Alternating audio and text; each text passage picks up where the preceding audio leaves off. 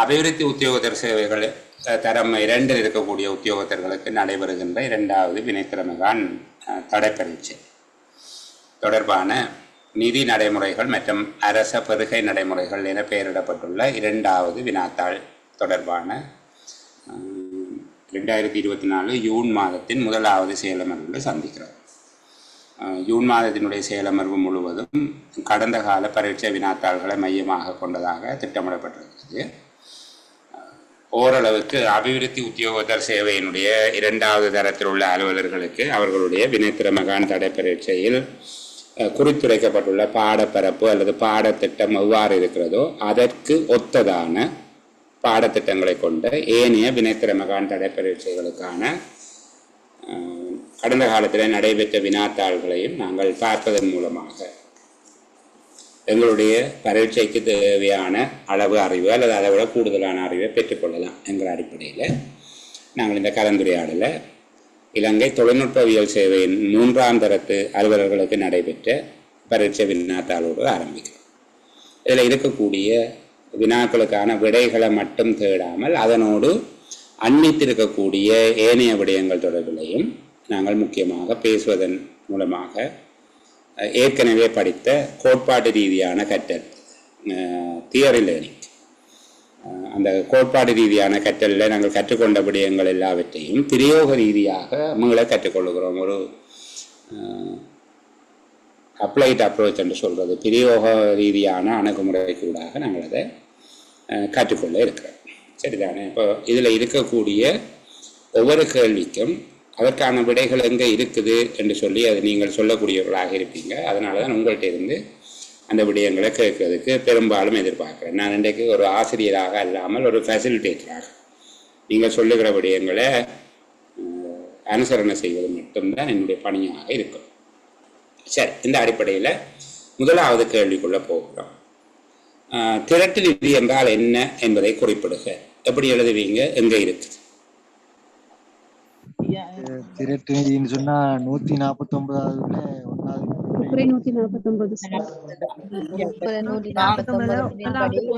குறித்த நோக்கங்களுக்காக சட்டத்தினால் குறித்தொதுக்கப்படாத சகல வளங்களும். அவ்வளவு மனதினா போதும். ஏன் அவ்வளவு மனதினா போதும்னு நினைக்கிறீங்க? குறித்த நோக்கத்தினால் சட்டத்தினால் குறித்து ஒதுக்கப்படாத சகல வருமானங்கள் வரவுகள் அனைத்தும்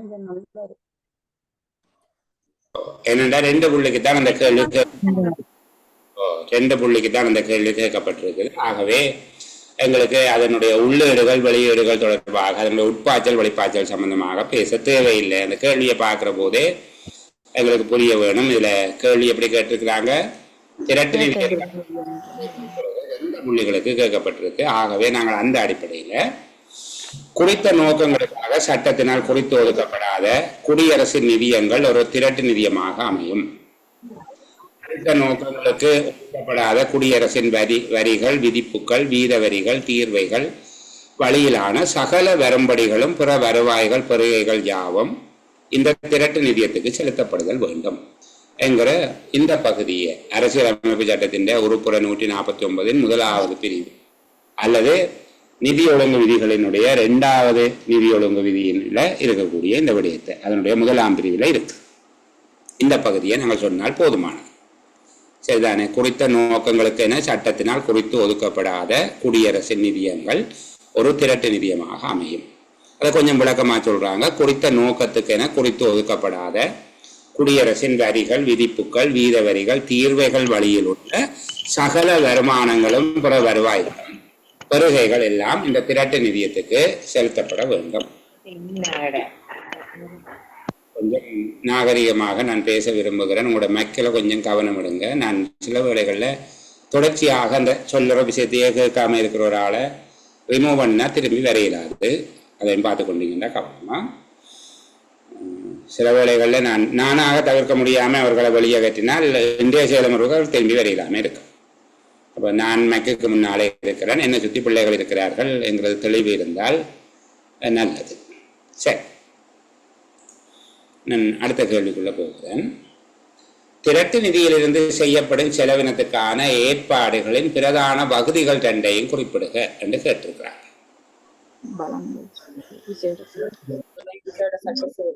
வளங்கள் சேவைகள் விசேட சட்ட சேவைகள் சார். இரண்டு விதமான ஏற்பாடுகள் சம்பந்தமாகவும் நீங்கள் பேச இயலும். ஒன்று முதலாவது வளங்கள் சேவைகள். இந்த வேறு என்ன பெயர் நாங்கள் வளங்கள் ஒதுக்கீட்டு சட்டம் ஒதுக்கீட்டு சட்ட சேவைகள் ஒதுக்கீட்டு சட்ட சேவைகள், அதாவது ஒதுக்கீட்டு சட்டத்தினால் அதிகாரம் அளிக்கப்பட்டவை என்பதனாலே அதற்கு பேர் ஒதுக்கீட்டு சட்டத்தின். சரிதானே? அப்போ ஒதுக்கீட்டு சட்ட சேவைகள். இரண்டாவது விசேட சட்ட சேவை. இந்த ரெண்டு விஷயத்தையும் எழுதினால் போதும். அதுக்குரிய விளக்கம் எழுத வேணுமோ?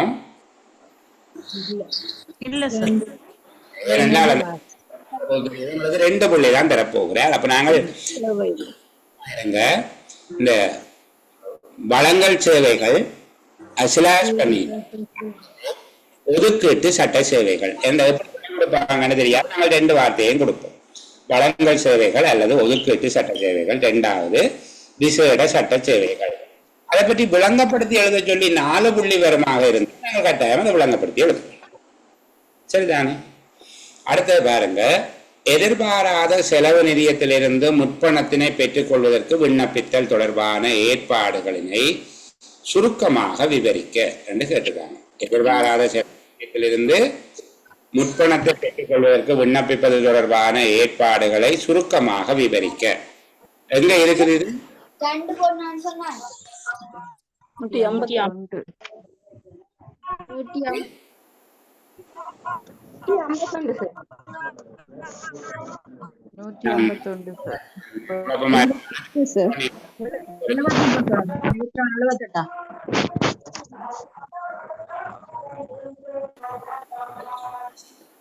மைக்கோன் பண்ண வேணாம்.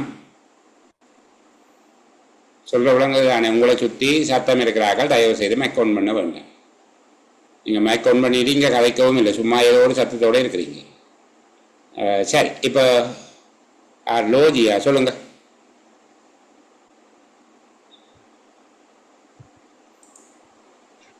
எங்க இருக்குது இது? 151. 181. 151. 151 இருக்கா? 3வது அத்தியாயம். அப்படியா? என்ன சொல்லியிருக்காங்க? அவசியம் அவசரமான எதிர்பாராத செலவுகளை மேற்கொள்வதற்காக எதிர்பாராத செலவு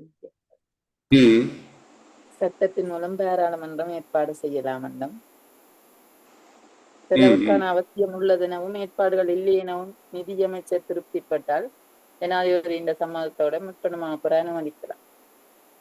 ஓ, எது சொன்னீங்க? நிதி ஒழுங்கு விதி எது? 151. 78 சார். அரசவை கணக்குகளோ 78 சார். சரி, அரசியலமைப்பு சட்டம் 151 1, 2, 3 பிரிவுக்குள்ள சொல்றாங்க. ஓ இல்ல,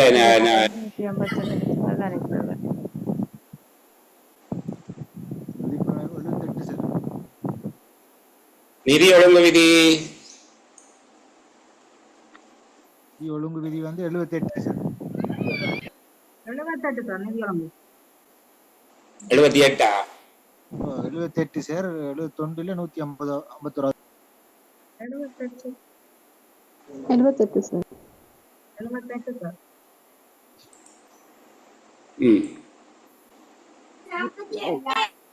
என்னுடைய கம்ப்யூட்டர்ல கொஞ்சம் பிரச்சனை. சரி, 77 78 விசேட சட்ட சேவை தொடர்பாக 77 பார்த்து கொள்ள வேணும். சரிதானே? அதுக்குரிய உதாரணங்கள் நான் தனியாக சொல்லி தந்தேன். 78வது எதிர்பாராத செலவு நிதியம் சம்பந்தமாக. உண்மையிலே இதை நீங்கள் 2 விதமாக விடையளிக்கலாம். அங்கே இருக்கக்கூடிய நிதி ஒழுங்கு விதி 2னுடைய 1வது பிரிவில் வச்சு விடையளித்தால் கூட பெரிய அளவுக்கு நெருக்கடி இல்லை. ஆனால் உண்மையிலே அவர் இங்கே எதிர்பார்க்கிறது 78 இருந்து தான் இந்த விடையை கொடுக்குறேன். சரிதானே?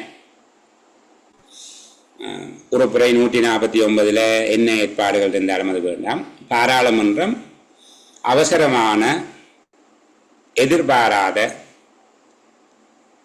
விடயங்களுக்காக, எதிர்பாராத செலவினங்களுக்காக ஏற்பாடு செய்யும் வகையில் எதிர்பாராத செலவு நிதியம் அல்லது எதிர்பாராத பின் நிகழ்ச்சி செலவு நிதியம் ஒன்றை சட்டத்தின் மூலமாக உருவாக்கலாம். இது நாங்கள் ஏற்கனவே சொல்லி தந்தது 4 படிமுறை இருக்குன்னு சொன்னாங்க. முதலாவது, பாராளுமன்றத்தினாலே எதிர்பாராத செலவு நிதியம் ஒன்று உருவாக்கப்படுகிறது. எதிர்பாராத பின் நிகழ்ச்சி செலவு நிதியம் என்ற வார்த்தையை பயன்படுத்துகிறாங்க. இரண்டாவது, நிதி அமைச்சர் அந்த செலவினத்துக்கு தேவை உள்ளதென்றும் அதற்கு ஏற்கனவே ஏற்பாடு எதுவும் இல்லை எனவும் திருப்தி அடைந்தால் ஜனாதிபதியுடைய சம்மதத்தோடு அதற்கான முற்பண ஆணைச்சீட்டு ஒன்றை வழங்கலாம். அதாவது எதிர்பாராத செலவு நிதியத்திலிருந்து முற்பணத்தை வழங்கலாம். இந்த இடத்துல ஒரு விஷயம் நாங்கள் சொல்ல மறந்ததை ஞாபகப்படுத்தி போட்டு போக வேண்டும். இந்த ஆணைச்சீட்டுகள் தொடர்பாக எத்தனை ஆணைச்சீட்டு படித்து வச்சிருக்கிறீங்க? 7 வகையான ஆணைச்சீட்டுகள். இந்த 7 வகையான ஆணைச்சீட்டுகளையும் எந்த ஒரு ஆணைச்சீட்டும் வழங்கப்பட்ட திகதி எதுவாக இருந்தாலும் அந்த நிதியாண்டினுடைய முடிவில் வலுவிழந்து விடும். அதாவது நீங்க எந்த திகதியில ஆணைச்சீட்டை வழங்கி இருந்தாலும் சரி, அது டிசம்பர் மாதம் 31ஆம் திகதி அதனுடைய செல்லுபடி காலம் முடிவடைந்து விடும். ஆனால் எதிர்பாராத செலவு நிதியத்துக்கு வழங்கப்படுகிற ஆணைச்சீட்டுக்கு மட்டும்தான், எதிர்பாராத செலவு நிதியத்துக்கு வழங்கப்படுகிற ஆணைச்சீட்டுக்கு மட்டும்தான் ஒரு விடயம் இருக்குது. அது வழங்கப்பட்ட திகதியில இருந்து ஒரு வருடம் செல்லுபடியாகும். சரிதானே? அந்த டிசம்பர் 31ஆம் தேதியோடு அது செயலிழந்து போகாது. அதனுடைய செல்லுபடியற்ற தன்மை ஒன்று ஏற்படாது. வழங்கப்பட்ட திகதியில இருந்து ஒரு வருஷத்துக்கு செல்லும். சில வேளை நவம்பர் மாதம் கொடுத்தா அடுத்த நவம்பர் மட்டும் செல்லும். அந்த விஷயத்தை ஞாபகம் வச்சுக் கொள்ள வேணும். சரி, அது இதுக்குள்ள வாரதல்ல, நான் ஞாபகம் என்றாப்புல சொன்னேன். நம்ம 2வது, எதிர்பாராத செலவு நிதியத்திலிருந்து முற்பணம் வழங்குவதற்காக ஏற்பாடு செய்கிறார் என்று ஆணைச்சீட்டு வழங்குகிறார். 3வது, அவ்வாறு பெறப்பட்ட முற்பணம் அல்லது வழங்கப்பட்ட முற்பணம் தொடர்பாக அதனை பதிலீடு செய்யும் நோக்கத்தில் குறைநிரப்பு பிரேரணை பாராளுமன்றத்தில் சமர்ப்பித்து இயன்ற விரைவில் அதை நிறைவேற்றுவதன் மூலமாக அந்த முற்பணத்தை சீர் செய்யலாம். இந்த விடயத்தை தான் அவர் இங்க உங்கள்கிட்ட முக்கியமாக எதிர்பார்த்து இந்த கேள்வியை கேட்டார். உங்கள்கிட்ட இந்த எதிர்பார்க்கப்பட்ட கேள்வி என்னென்றால், எதிர்பாராத செலவு நிதியத்திலிருந்து முற்பணத்தை பெற்றுக்கொள்வதற்கு விண்ணப்பித்தல் தொடர்பான ஏற்பாடுகளை சுருக்கமாக தருக என்று சொல்லி கேட்கப்பட்ட போது இந்த ஏற்பாட்டின் மீது கொஞ்சம் நீங்கள் கவனம் செலுத்த வேண்டும். ஏற்பாடு எதுவும் இல்லாத அவசர பின் நிகழ்ச்சி செலவினத்துக்கு பணம் தேவைப்படும் போது, அதாவது செலவு அவசரமானது, ஏற்பாடு எதுவும் செய்யப்படவில்லை. 2வது, சேமிப்பு அல்லது வகை மாற்றத்தின் மூலமாக, அதாவது சேமிப்பு இல்லை அல்லது பொருத்தமில்லாத காரணத்தால வகை மாற்றம் செய்ய முடியவில்லை, குறைநிரப்பு ஏற்பாட்டுக்கு விண்ணப்பிப்பதற்கு போதிய நேரம் இல்லை ஆகிய விடயங்களை கவனத்தில் கொள்ள வேண்டும். 3 விஷயத்தை பார்க்கணும். முற்பணம் ஒன்றை பெறுவதற்கு விண்ணப்பிக்கும் போது செலவு அவசரமானது, இதற்கென ஏற்பாடு இல்லை. 2வது, வகை மாற்றம் மூலம் பணத்தை பெறுவதற்கு வழி இல்லை. 3வது, குறைநிரப்பு ஏற்பாடு தொடர்பாக விண்ணப்பிப்பதற்கு போதிய கால அவகாசம் இல்லை. இந்த 3 விஷயங்களையும் கருத்தில் கொண்டுதான் விண்ணப்பத்தை சமர்ப்பிக்க வேண்டும். இதை 4வது விடயமா சேர்த்தெழுதினீங்க என்றால் சரி, கொஞ்சம் கூடத்தான்.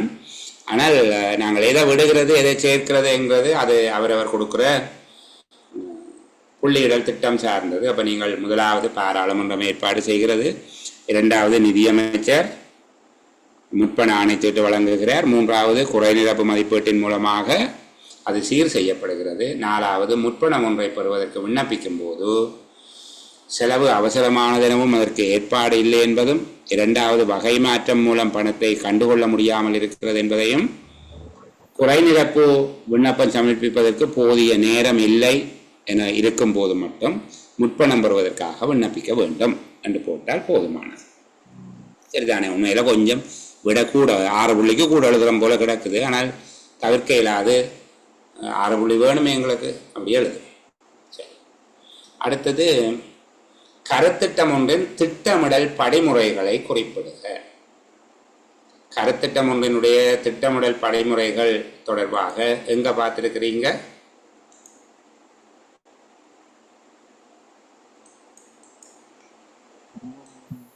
சார்.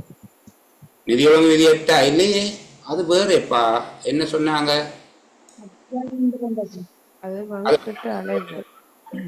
அலகுகள் சம்பந்தமானது. 3லையா?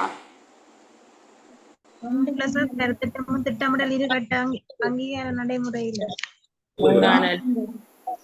பூர்வாங்க அங்கீகாரம். கிரேட். அப்போ கருத்திட்டத்தின் திட்டமிடல் என்பது பின்வரும் கட்டங்களுக்கூடாக நிறைவேற்றப்பட வேண்டும்.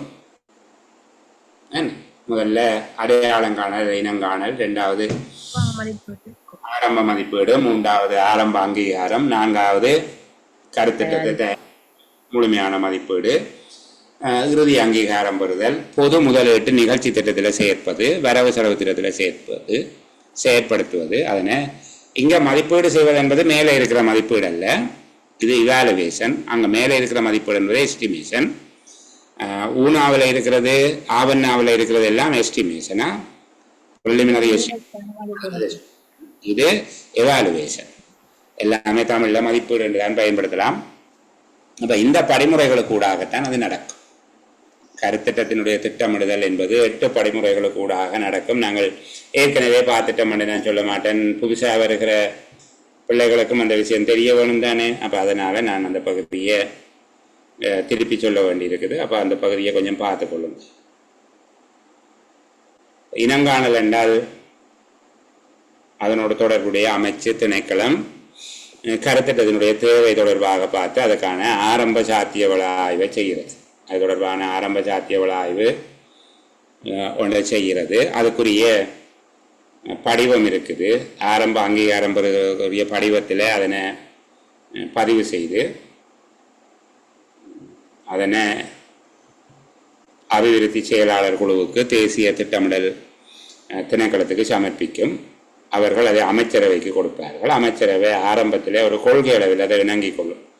கொள்கை அளவில் இணங்கிக் கொள்வது என்பது சரி, அதை செய்யலாம் என்று சொல்லி சொல்வது ஆரம்ப அங்கீகாரம். அதற்கு பிறகு அவர்கள் முழுமையான சாத்தியவள ஆய்வு, சமூக தாக்க ஆய்வு, சூழல் தாக்க ஆய்வு, பொருளாதார தாக்க ஆய்வு, எல்லா ஆய்வுகளும் செய்வார்கள். அதுதான் அந்த தயாரித்தல் என்று சொல்லியிருக்காங்க. அவ்வாறு எல்லா ஆய்வுகளும் செய்த பின்னால அதுக்கு பிறகு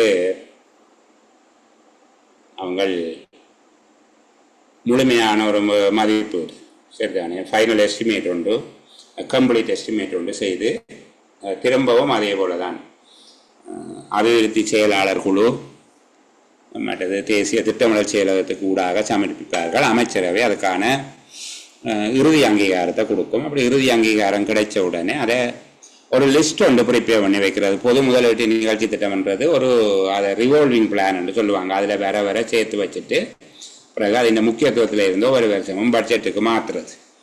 அப்போ பொது முதலீட்டு நிகழ்ச்சி திட்டத்திலே அதை கொண்டே லிஸ்ட் பண்ணி வைப்பாங்க. பிறகு அதை வரவு செலவு திட்டத்துக்கு சேர்ப்பாங்க.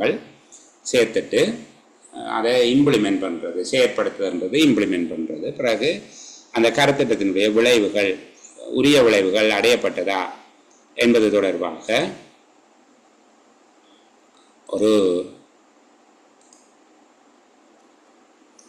ஆய்வு ஒன்று நடத்துகிற மாதிரி எங்களை ஒரு மதிப்பீடு ஒன்று செய்து கொள்வார்கள். அது ஒவ்வொரு கருத்திட்டத்துக்கு நீங்கள் பிளானிங் படிக்கிறார்கள், படிச்சிருப்பீங்க, கருத்திட்ட சக்கரம் என்று சொல்லி அது கொஞ்சம் கூட எஃப்ஆரில் இவ்வளவும் பார்த்தா போதுமானது. சரி, அடுத்த கேள்விக்கு போவோம். என்ன? விரிவான பதவி அணி அட்டவணையில் உள்ளடக்கப்படும் விடயங்களை குறிப்பிடுக என்று சொல்லி கேட்கிறாங்க. விரிவான பதவி அணி அட்டவணையில் உள்ளடக்கப்படுகிற விடயங்கள் எவை என்று சொல்லி கேட்டு, விரிவான பதவி அணி அட்டவணையில உள்ளடக்கப்படுகிற விடயங்கள் எவை? நிதி ஒழுங்கு 6ல 2வது பாருங்க. இப்ப அந்த நம்பர் எல்லாம் போட்டு எழுதணுமோன்னு கேட்டு ஆக்கள் இருக்கா யோசிங்க. பாருங்க, எல்லாருமே ரெடியாக தான் இருக்கிறாங்க. எஃப்ஆர் நம்பர் எல்லாம் சொல்லி அப்படி சொல்லக்கூடிய மாதிரி தான் இருக்கிறாங்க.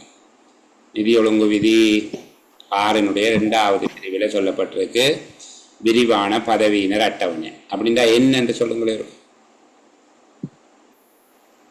உத்தியோகத்தர் தொகுதியும் பதவிகளும் ஆ வேதன அளவு திட்டம் ம் ஆண்டின் இறுதியில் இருந்த அதெல்லாம் அது எல்லாம் சரி. மேல இருக்கிறது எழுத வேணும். என்னென்றால் ஒவ்வொரு செலவின நிகழ்ச்சி திட்டத்திலும் உள்ளடங்கு திட்டத்துக்கு கீழையும் அந்த திட்டத்துடைய உத்தியோகத்தர்கள் தொடர்பான தகவல்கள்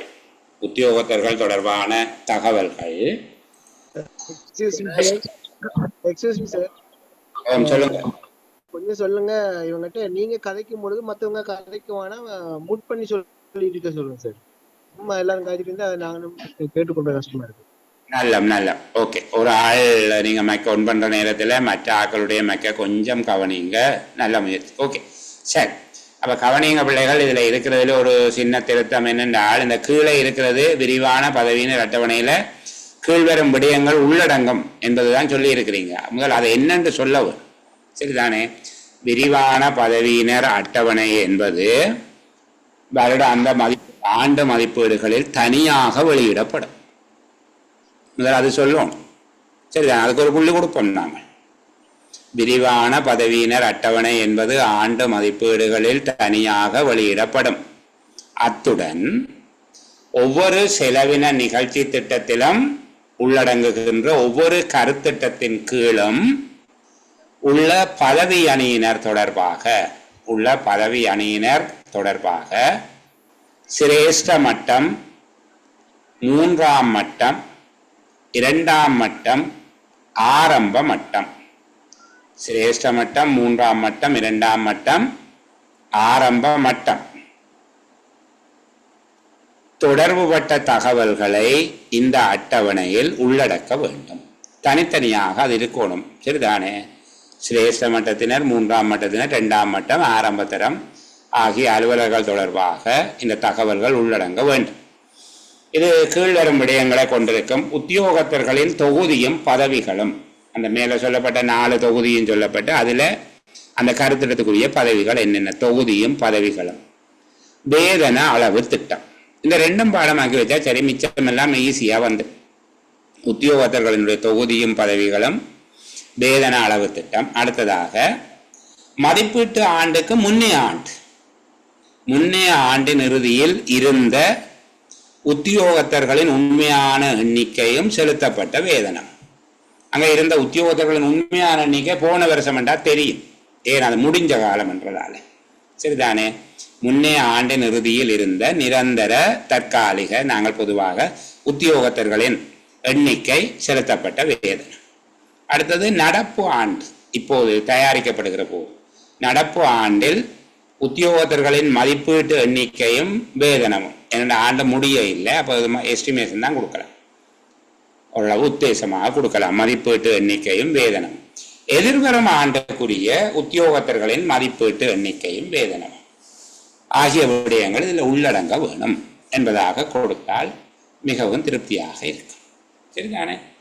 சரி நல்ல. எனக்கு நிறைய பிள்ளைகள் அது தொடர்பாக ட்ரெக்கான மெசேஜ் போட்டிருக்காங்க. பிரியா, மோகனராணி எல்லாருக்கும் பார்க்கக்கூடியதாகவே போட்டிருக்கிறாங்க. நிறைய பேர் அதை தயார்படுத்தி கொண்டு வந்திருக்கிறாங்க. நான் கொஞ்சம் தாமதமாக பேப்பர் போட்டிருந்தேன், என்னுடைய தவறு தான். ஆனால் அப்பவும் பிள்ளைகள் அதெல்லாம் பார்த்து கொண்டு வந்திருக்காங்க. தேங்க்யூ. வருடாந்த மதிப்பீட்டின் தயாரிப்பின் போது பயன்படுத்தப்படும் நிதியீட்ட மூலங்களை குறிப்பிடுக என்று சொல்லி கேட்கிறாங்க. வருடாந்த மதிப்பீடு அல்லது ஆண்டு மதிப்பீட்டில் சமர்ப்பிக்கப்படுகிற உங்களுக்கு தெரியும் வருமான மதிப்பீடு, செலவின மதிப்பீடு, அதோட நிதியீட்ட மூலங்கள் சமர்ப்பிக்கப்படும். இந்த நிதியீட்ட மூலங்கள் எங்கே இருக்குது? நிதியீட்ட மூலங்கள் தொடர்பாக எங்கே பார்க்க வேணும்? நாங்கள் நிதி ஒழுங்கு விதி 8.6 பார்க்க வேணும். நாங்கள் பட்ஜெட்டில் அதை காட்டினாங்கள். உள்நாட்டு மூலங்கள் என்று சொல்லி தனியாக கேட்கறதுக்கு வாய்ப்பு இருக்கு, வெளிநாட்டு மூலங்கள் என்று தனியாக கேட்கறதுக்கும் வாய்ப்பு இருக்கு.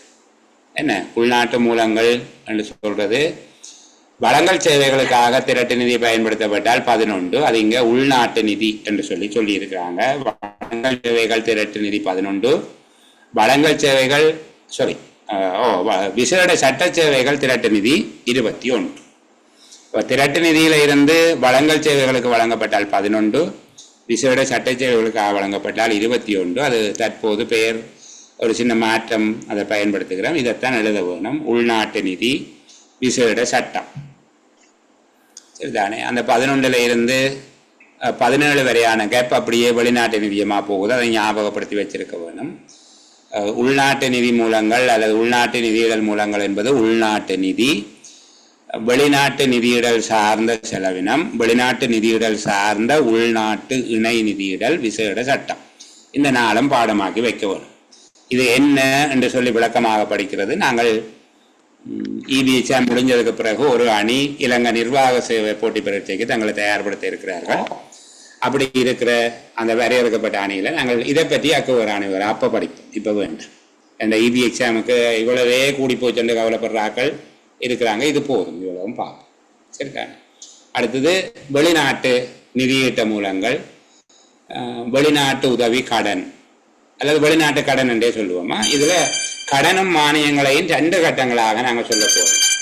கடன் மானியங்கள் என்பது தொடர்பில் 2 கட்டங்களாக பேச வேணும். ஒன்று வெளிநாட்டு கடன், வெளிநாட்டு மானியங்கள். அடுத்தது மீள் நிரப்பக்கூடிய வெளிநாட்டு கடன், மீள் நிரப்பக்கூடிய வெளிநாட்டு மானியங்கள்.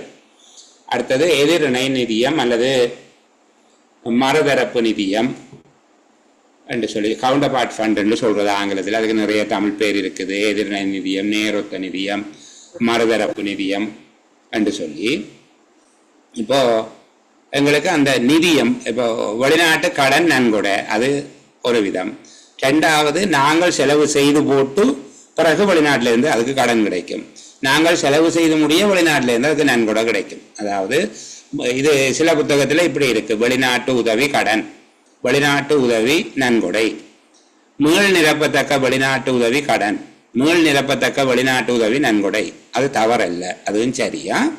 அடுத்தது எதிரிணை நிதியம், நேரொத்த நிதியம் என்று சொல்லி சொல்லப்படுகிறது. நான் ஏற்கனவே சொன்னது போல் அதண்டா என்ன என்று எனக்கும் தெரியாது, உங்களுக்கும் தெரியாது. இப்போதைக்கு அதை ஞாபகத்தில் வச்சுக்கொள்வோம், அவ்வளவுதான். சரிதானே? அப்போ நிதியீட்ட மூலங்கள் 2 வகைப்படும். அவை எவை என்று கேட்டால் நீங்கள் உள்நாட்டு மூலங்கள், வெளிநாட்டு மூலங்கள் என்று எழுதுவோம். அந்த 2 வகையையும் குறிப்பிடாம பொதுவாக நிதியீட்ட மூலங்களை சொல்லுங்கோ என்று சொல்லி கேட்பாங்களாக இருந்தால் 9 மூலங்கள் இருக்கு. சரிதான்? ஒரு 5 எழுத சொல்லி சொன்னால் எழுதலாம். சில வேளை வெளிநாட்டு மூலங்களை தனியாக ஒரு கேள்வியா கேட்பாங்க, அல்லது உள்நாட்டு மூலங்களை தனியான ஒரு கேள்வியாகவும் கேட்கலாம். எப்படி கேட்டாலும் நீங்கள் தயாராக இருக்கணும். இன்னொரு தடவை நாங்கள் இதை பற்றி பேச வேண்டாம். சரி, அடுத்தது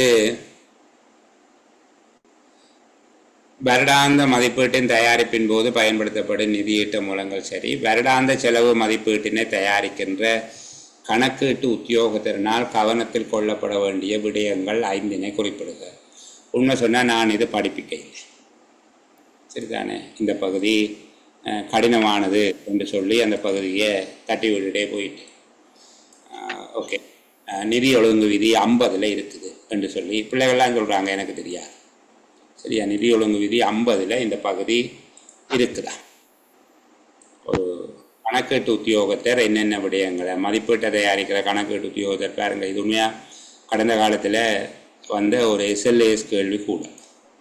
சரி, அப்போ நான் சில வேளையில் இது கொஞ்சம் எங்களுடைய வினைத்திறமகான் தடைப்பயிற்சி என்பது நினைவு குறிப்பும் படிப்பிக்கத்தான் வேணும் போல இருக்கு. கொஞ்சம் குறைவானது, அவ்வளவு பெரிய பரீட்சை இல்லை என்று சொல்லி போட்டு விட்டுட்டு போயிடுறது. சரியா? ஆண்டு செலவின மதிப்பீடுகளை தயாரிக்கின்ற போது ஒரு கணக்கீட்டு உத்தியோகத்தர் என்னென்ன விடயங்களை கவனத்தில் கொள்ள வேண்டும் என்று சொல்லி கேட்குற போது நிதி ஒழுங்கு விதி 50 அந்த விடயம் சொல்லப்பட்டிருக்கு. கணக்கீட்டு உத்தியோகத்தினால கவனத்தில் கொள்ளப்படுகிற விடயங்கள். நியாயமான முறையில் முன்னரே அடையாளம் காணப்படக்கூடிய விடயங்கள் எல்லாம் மதிப்பீட்டில் சேர்க்கப்படுகிறது என்பதை உறுதிப்படுத்த வேண்டும். முன்னரே அடையாளம் காணக்கூடிய செலவினங்கள் அல்லது மதிப்பு விடயங்கள் அனைத்தும் சரியான முறையில் மதிப்பீட்டில் சேர்க்கப்படுகிறது என்பதை உறுதிப்படுத்துவது அவருடைய பொறுப்பாக இருக்கு. மதிப்பீடுகளை தயாரிக்கின்ற கணக்கீட்டு உத்தியோகத்தருடைய பொறுப்புகள் வருடாந்த செலவு மதிப்பீட்டை தயாரிக்கும் கணக்கீட்டு உத்தியோகத்தர் கவனத்தில் கொள்ள வேண்டிய 5 விடயங்கள் என்று கேட்டிருக்கிறாங்க. சரிதானே? அதைத்தான் கதைச்சு கொண்டிருக்கிறாங்க. முதலாவது, அடையாளம் காணக்கூடிய எல்லா செலவினங்களும் அல்ல எல்லா விடயங்களும் நியாயமான முறையில் மதிப்பீடுகளில் சேர்க்கப்பட்டுள்ளது. இரண்டாவது, மதிப்பீடுகள் இயலுமான வரையில் முழுமையாகவும் சரியாகவும் தயாரிக்கப்பட்டுள்ளது. மதிப்பீடுகள் இயலுமான வரையில் பூரணமாகவும் சரியாகவும் தயாரிக்கப்பட்டுள்ளது. மூன்றாவது, மதிப்பீடுகளை தயாரிக்கும் போது சிக்கனம், வினைத்திறன் என்பவற்றில் கவனம் செலுத்தப்பட்டுள்ளது. நான்காவது, மதிப்பீடுகள் தொடர்பான ஆரம்ப முயற்சிகள், அதாவது ஆரம்ப வேலைகள் இருக்குந்தானே, தொடர்பில் உரிய நடைமுறைகள் பின்பற்றப்பட்டிருக்கிறது. மதிப்பீடுகளை தயாரிப்பதற்கான ஆரம்ப பணிகளில் உரிய நடைமுறைகள் பின்பற்றப்பட்டிருக்கிறது. மதிப்பீடுகளில் ஏற்பாடு செய்வதற்கு முன்பாக தேவையான சந்தர்ப்பங்களில் அதற்கான அதிகாரம் பெறப்பட்டிருப்பதை உறுதிப்படுத்த வேண்டும். நிதி ஏற்பாடு செய்வதற்கு முன்பாக அதனை செய்வதற்குரிய அதிகாரம் கணக்கீட்டு உத்தியோகத்திற்கு இருப்பதை உறுதிப்படுத்திக் கொள்வது கொஞ்சம் கடினமான பகுதி தான் இது. சரிதானே? மதிப்பீடுகள் உரிய காலத்தில் உரிய வடிவத்தில் அனுப்பி வைக்கப்படுகிறது ஆகிய விடயங்களை கணக்கீட்டு உத்தியோகத்தர் பொறுப்பாக இருக்க வேண்டும். நான் இதில் இருக்கிற மாதிரி வாசிக்க இல்லை. இது வாசித்தா இந்த தமிழ் எனக்கு விளங்காது, உங்களுக்கு விளங்காது. எனக்கு விளங்கின எளிமையான தமிழில் பேசுகிறேன். பிறகு நீ பேசுகிறது எளிமையான தமிழ் ஒன்று பேசக்கூடாது, இதை விட எளிமையானதுன்னா புள்ளி வராது. முதலாவது, முன்னரே இனங்காணப்பட்ட அனைத்து விடயங்களும் நியாயமான முறையில் மதிப்பீடுகளில் சேர்க்கப்படுகிறது. இரண்டாவது, மதிப்பீடுகள் இயலுமான வரையில் சரியாகவும் முழுமையாகவும் தயாரிக்கப்படுகிறது. மூன்றாவது, மதிப்பீடு தயாரிக்கப்படும் போது சிக்கனம், வினைத்திறன் என்பவற்றில் கவனம் செலுத்தப்படும். நாலாவது, மதிப்பீடு தயாரிப்பதற்கான ஆரம்ப பணிகளில் உரிய நடைமுறைகள் பின்பற்றப்பட்டுள்ளது. ஐந்தாவது, மதிப்பீடுகளில் காட்டப்பட்டுள்ள தொகைக்கு ஏற்பாடு செய்வதற்கு முன்னர் அதற்கான அதிகாரம் இருப்பதை உறுதிப்படுத்துவது. ஆறாவது, மதிப்பீடுகள் உரிய நேரத்தில் சரியான வடிவத்தில் உரிய உருவத்தில் அனுப்பி வைக்கப்படுவதை உறுதிப்படுத்துவது ஆகிய 6 விடயங்கள் கணக்கீட்டு உத்தியோகத்தருடைய பொறுப்பாக இருக்கும். மதிப்பீடுகளை தயாரிக்க எளிமையாக சொல்லுவோமே, எல்லாம் சேர்த்தாச்சு, கம்ப்ளீட்டாக சரியாக செய்திருக்கிறோம், எக்கனமியாக செய்திருக்கிறோம். இதுக்குரிய எங்களுடைய ஆரம்ப வேலைகளில் நாங்கள் ஒன்றும் பிழையாக செய்யலை, பிழையான வழிமுறையில் இது தயாரிக்கப்பட இல்லை, உரிய நேரத்தில் சரியான ஃபார்மேட்டில் கொடுத்துட்டோம். சரிதானே?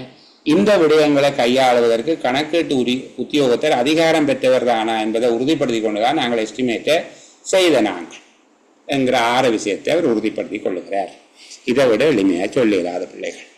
நான் நினைக்கிறேன் ரொம்ப எளிமையாக சொல்கிறோமே என்று நீங்களே கவலைப்படுவீங்க. அப்படியெல்லாம் தேவையில்லை, நாங்களுக்கு விளங்கும் என்று சொல்லி இருந்தாலும் நான் என்ன போல ஆக்களும் இருக்கலாம் என்று நினைச்சு கொண்டு கதைக்கிறேன். சரியா? அந்த 50வது நிதி ஒழுங்கு விதி இதுவரையில் நாங்கள் பார்க்காத ஒரு புதிய இடம், ஒரு கவனம் செலுத்தப்படாமல் அது வேண்டுமென்றே வளவாளர் தவிர்த்து விட்டு வந்த ஒரு பிரதேசமாக அது இருக்கு. நம்ம இந்த பிரதேசத்தை கொஞ்சம் பார்த்து கொள்ள வேண்டும். கணக்கீட்டு உத்தியோகத்தர்களால் வருமானம் தொடர்பான அதிகாரங்களை கையளிக்கின்ற படிமுறைகளை சொல்லுங்க என்று கேட்டிருக்கு. என்னது?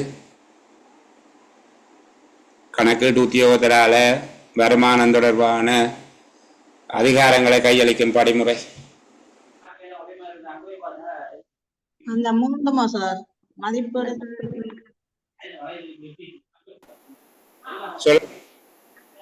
மதிப்பீடு, சேகரித்தல், ஏற்றல். மதிப்பிடுதல், சேகரித்தல், ஏற்றல் 3 படிமுறைகள் இருக்கு. அந்த 3 எழுதினா சரி, அவ்வளவுதான். சரிதானே? அடுத்தது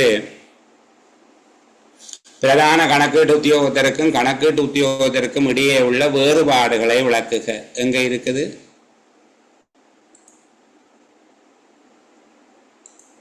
பிரதான கணக்கீட்டு உத்தியோகத்தர் கணக்கீட்டு உத்தியோகத்தர் ஆகியோருக்கு இடையில் உள்ள வேறுபாடுகளை விளக்க சொல்லி கேட்டுக்கு எங்க இருக்குதப்பா?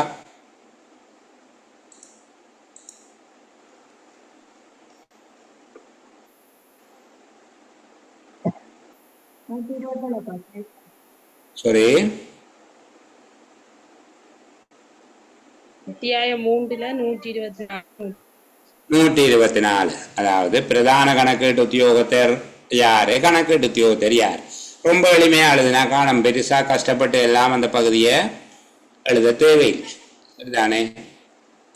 பிரதான கணக்கீட்டு உத்தியோகத்தர் அமைச்சரவை அமைச்சினுடைய செயலாளர்கள், ராஜாங்க அமைச்சினுடைய செயலாளர்கள், அமைச்சு ஒன்றின் கீழ் வராத திணைக்கள தலைவர்கள். என்ன அரசியலமைப்பு சட்டத்தின் 53(4) பிரிவில் சொல்லப்பட்ட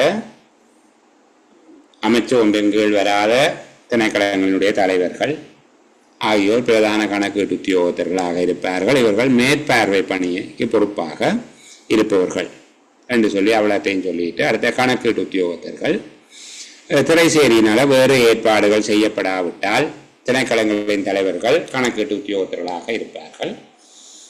தமது திணைக்களத்தினுடைய நிதி பரிபாலனம் தொடர்பாக போதுமான அளவிலான ஒரு நிர்வாக முறைமையை ஏற்படுத்தி கொள்வது கணக்கீட்டு உத்தியோகத்தினுடைய பொறுப்பாக இருக்கும்.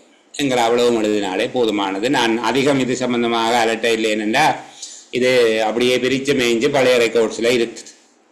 அதை விட வாய்ஸ் ரெக்கார்டும் போட்டுனாங்க.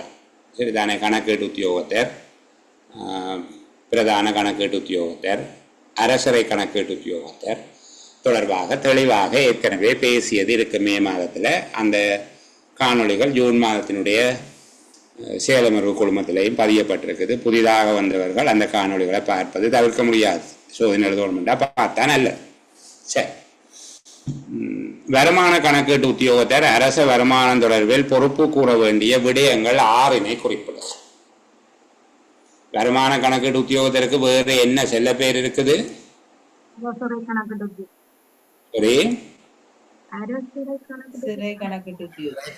உத்தியோகத்தர். அரசரை கணக்கீட்டு உத்தியோகத்தருடைய பொறுப்புகள் எங்க சொல்லப்பட்டிருக்குது?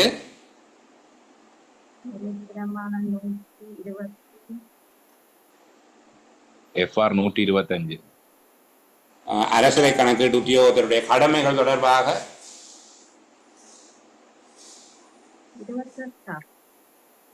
சாரி 98ஆம் பக்கத்துல 98ஆம் பக்கத்துல பிறகு என்ன 100 இது நிதி ஒழுங்கு 127 வருது. நிதி ஒழுங்கு விதி 128(2) என்ன நிதி ஒழுங்கு விதி 28(2) அந்த விடயம் பேசப்பட்டிருக்கு. சரியா? என்ன சொல்றாங்க? அரசரை கணக்கீட்டு உத்தியோகத்தருடைய கடமைகள். அது பிறகு அந்த கடமைகளை 3ஆ பங்கிட்டு கொடுக்குற அந்த 3 பேருடைய கடமைகளையும் இதுல ஒன்று எழுதக்கூடாது. சரிதானே? மதிப்பிடுதல், சேகரித்தல், ஏற்றல் ஆகியோருக்குரிய கடமைகள் அது தனித்தனியாக எழுதணும். இங்க அரசரை கணக்கீட்டு உத்தியோகத்தருடைய கடமைகள் தொடர்பாக 128(2) சொல்லப்பட்டிருக்குது. முதலாவது அரசரை முதல் ஒரு தலைப்பு நாங்கள் சொல்லப்பட்ட ஒரு எழுதணும்.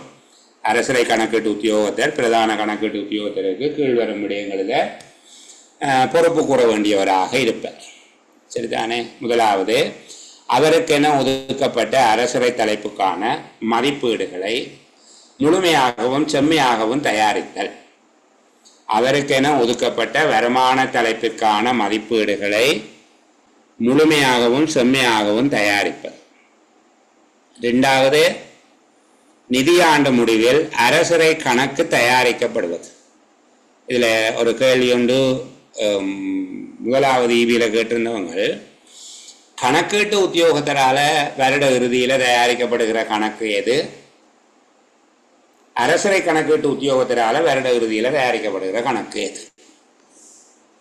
கணக்கீட்டு உத்தியோகத்தர் தயாரிக்கிற கணக்கு எது வருஷ கடைசியில?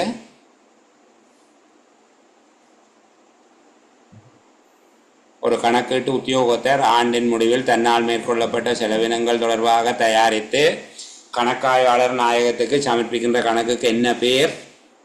ஆண்டிறுதி கணக்கு. ஆண்டிறுதி கணக்கு. வேற பேர்?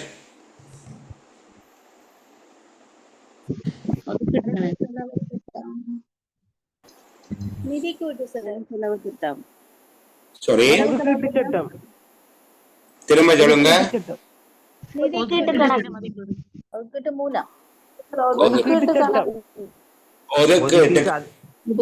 அதிகார கணக்கு.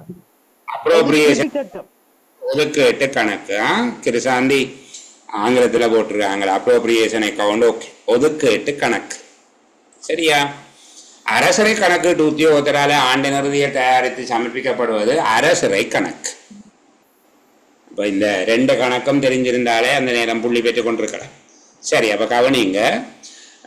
ஒரு அரசரை கணக்கீட்டு உத்தியோகத்தருடைய பணிகள் என்று வருகிற போது முதலாவது அவருக்கென ஒதுக்கப்பட்ட அரசரை தலைப்பின் கீழ் மதிப்பீடுகளை செம்மையாகவும் முழுமையாகவும் தயாரிப்பது. 2வது நிதியாண்டின் முடிவில் அரசரை கணக்கினை தயாரித்து கணக்காய்வாளர் நாயகத்திடம் பரிசீலனைக்காக சமர்ப்பித்தல். 3வது தனக்கென ஒதுக்கப்பட்ட அரசரை விடயங்கள் தொடர்பிலான அரசரை அரையாண்டு திரட்டு கணக்குகள், அரையாண்டு திரட்டு கணக்குகளை தயாரித்து கணக்காய்வாளர் நாயகத்துக்கு அனுப்புவது தொடர்பாக பொறுப்பு கூறுவது. ஜூன் மாதம் 30ஆம் தேதிக்குரியது எப்போ அனுப்ப வேணும்? அடுத்த மாதத்துக்குள்ள ஜூலை 31க்குள்ளேயும், அதே போல டிசம்பர் 31 இருக்கிறது ஜனவரி 31க்குள்ளேயும் அனுப்ப வேணும். நாங்கள் அதெல்லாம் எழுத வேண்டாம். 3வது விஷயமா சொல்றது, தான் பொறுப்பாக உள்ள அரசரை விடயத்தின் மீதான அரையாண்டு திரட்டுக்கள் தயாரிக்கப்பட்டு கணக்காய்வாளர் நாயகத்துக்கு அனுப்பப்படுகிறது என்பதை உறுதிப்படுத்துவது. 4வது தனக்கு பொறுப்பளிக்கப்பட்ட அரசரையின் எந்த பகுதியாவது வேறு திணைக்களங்கள் அலுவலகங்களால் சேகரிக்கப்பட்டால் அவற்றின் திரட்டுகள் பெறப்பட்டு அவை தொடர்பாக உரிய கணக்குகள் பதிவுகளை மேற்கொள்வது. உரிய கணக்குகள் பதிவுகளில் அதனை சேர்த்துக் கொள்வது. 5வது அரசரை நிலுவைகளை சேகரிப்பதற்காக உத்தியோகத்தர்களோடும் திணைக்களங்களோடையும் ஆலோசித்து விசேட ஒழுங்குகளை செய்து கொள்வது. அரசரை நிலுவைகளை சேகரிப்பதற்காக கணக்கீட்டு உத்தியோகத்தர்களோடும் ஏனைய திணைக்களங்களோடும் ஆலோசித்து விசேட ஒழுங்குகளை செய்து கொள்வது. அரசரையை சேகரிக்கின்ற ஒவ்வொரு திணைக்களங்கள் கணக்கீட்டு உத்தியோகத்தர்களுடன் ஒருங்கிணைப்பினை பேணுவது, அதாவது கோஆர்டினேஷன். சரிதானே? கோஆர்டினேஷன் வச்சுக்கொள்வது. அடுத்தது வெவ்வேறு திணைக்களங்களால் சேகரிக்கப்படுகின்ற அரசரை தொடர்பான கணக்குகளை இணக்கம் செய்தல். அதில் சில வேளையில் அந்த சேகரிக்கப்பட்ட தொகைகள் பதிவுகளில் இணக்கம் காணப்படாவிட்டால் அதுக்குரிய காரணங்களை கண்டு பல்வேறு திணைக்களங்களால் அரசரை சேகரிக்கப்படும் போது பதிவுகளுக்கு இடையில இணக்கம் காணுதல்.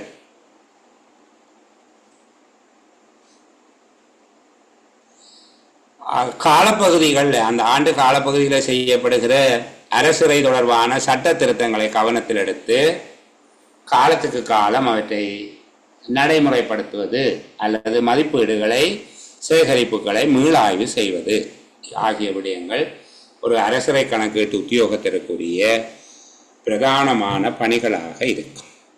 ஒரு கால் இந்த பகுதியை அக்குவேறு அணிவராக படித்து வச்சுக்கொள்ள வேணும். 3வது அத்தியாயம் நாங்கள் பிரித்து மேய்ஞ்சினாங்க. சரிதானே? அழகாக படிச்சிருந்த நாங்கள் பாராளுமன்றத்தினுடைய பொறுப்பு, பாராளுமன்றம் கலைக்கப்படுமாக இருந்தால் அப்போதைய ஜனாதிபதியினுடைய பொறுப்பு, பாராளுமன்றம் செயற்படுகிற போது நிதியமைச்சருடைய பொறுப்பு, நிதியமைச்சர் சார்பாக செயற்படுகின்ற திரைசேரியின் பொது நிதி மீதான கட்டுப்பாட்டின் வகிபாகம், அதே வேளையில் அரசரை மீதான கட்டுப்பாட்டை மேற்கொள்வது என்கிற ஒரு பிரதான வகிபாகத்தை தாண்டி தானும் ஒரு திணைக்களமாக திரைசேரிய விதமான பணிகளை மேற்கொள்ளுகிறது. அதற்கு பின்பாக பிரதான கணக்கீட்டு உத்தியோகத்தர். பிரதான கணக்கீட்டு உத்தியோகத்தர் என்பவர் யார், அவருடைய வகிபாகம் என்ன, அதுபோல கணக்கீட்டு உத்தியோகத்தர். கணக்கீட்டு உத்தியோகத்தரையும் 2ஆக வகுத்து செலவினங்களை மேற்கொள்ளுகிற போது அவர் கணக்கீட்டு உத்தியோகத்தர் எனவும், அரசரைகளை சேகரிக்கிற போது வருமான கணக்கீட்டு உத்தியோகத்தர் எனவும் பிரிக்கப்பட்டு அவர்களுடைய கடமைகள் பொறுப்புகள் தனியாக பார்த்து அதுக்கு மேலே செலவின கணக்கீட்டு உத்தியோகத்தர் அல்லது கணக்கீட்டு உத்தியோகத்தருடைய செலவினம் தொடர்பான பொறுப்புகள் அல்லது கர்மங்களை 4 பிரிவுகளாக அனுமதி அளித்தல், அங்கீகாரம் அளித்தல், சான்றுபடுத்தல், கொடுப்பனவு செயலினை கையளிக்கலாம். அப்படி கையளிக்கிற போது அதனை கையேற்கும் உத்தியோகத்தருடைய பொறுப்பு என்ன? அதுபோல அரசரை கணக்கீட்டு உத்தியோகத்தர் மதிப்பீடு செய்தல், சேகரித்தல், ஏற்றல் என 3 பிரிவுகளாக தன்னுடைய கர்மங்களை கையளிக்கலாம். அப்படி கையளிக்கிற போது அதனை கையேற்கும் அலுவலர்களுடைய பொறுப்புகள் என்ன?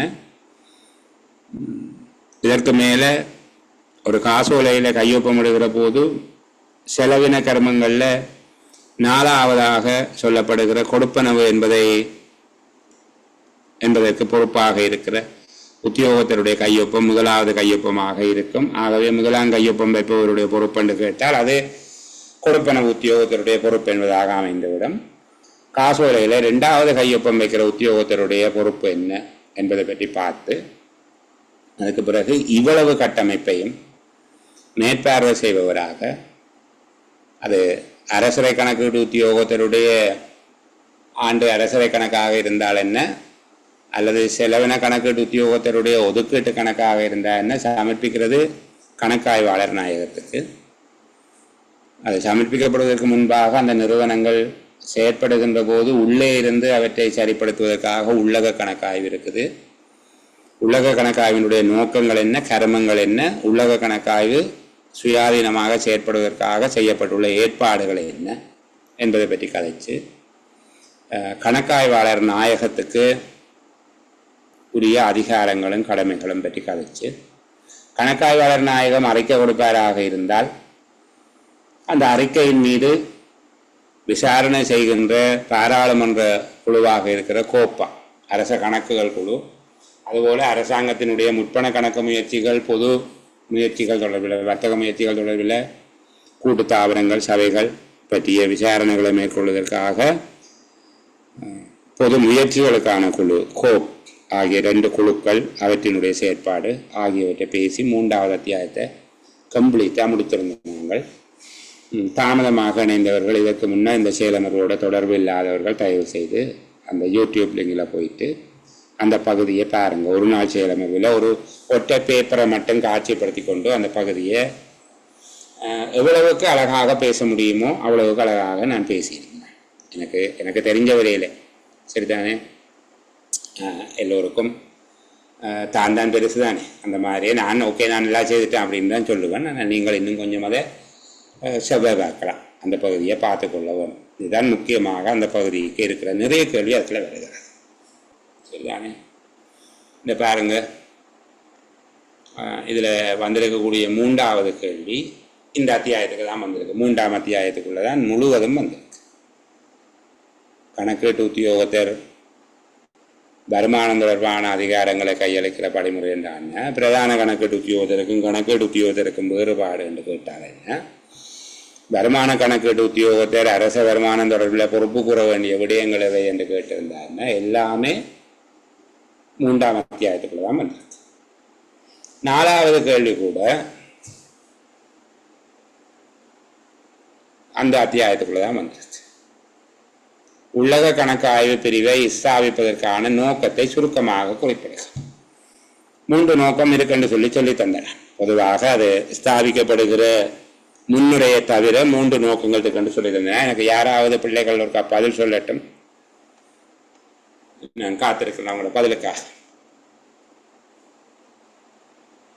யார் சொல்றீங்க? இல்லைன்னா நான் கேட்க வேணும். சரிதானே, தயவு செய்து செயலமருக்கு வருகிற போது நீங்கள் உங்களுடைய பெயரை பயன்படுத்துங்க. அதில் இருக்கிற 890, 517, 15, 398ங்கிறது அது வேற ஒரு விடயம். இனிமேல் நான் இந்த யூசர் நேம் பாஸ்வேர்டும் போடாமல் அந்த நீளமாக வருகிற அந்த பகுதியை மட்டும், அந்த இணைப்பை மட்டும் குழுவில் போடுறதாக இருக்கிறது. சரிதானே, இப்போ நான் சில வேளைகளில் ஒரு பெயரை போட்டால் பெரும்பாலானாக்கள் அந்த பாஸ்வேர்டில் போடப்படுகிற வேண்டிய சிவார்த்தன் என்று போட்டுருந்தா பெரும்பாலான சிவார்த்தன் இருப்பாங்க குழுவில். அப்போ அதுபோல் அடுத்த செயலமர்வில் நான் ஒரு வெயிட்டிங் ரூம் ஒன்று வைக்கிறதாக இருக்குது. வெயிட்டிங் ரூமுக்குள்ளால் இங்கால வாரதாக இருந்தால் அவர்கள் தங்களுடைய பெயரை பயன்படுத்துவார்.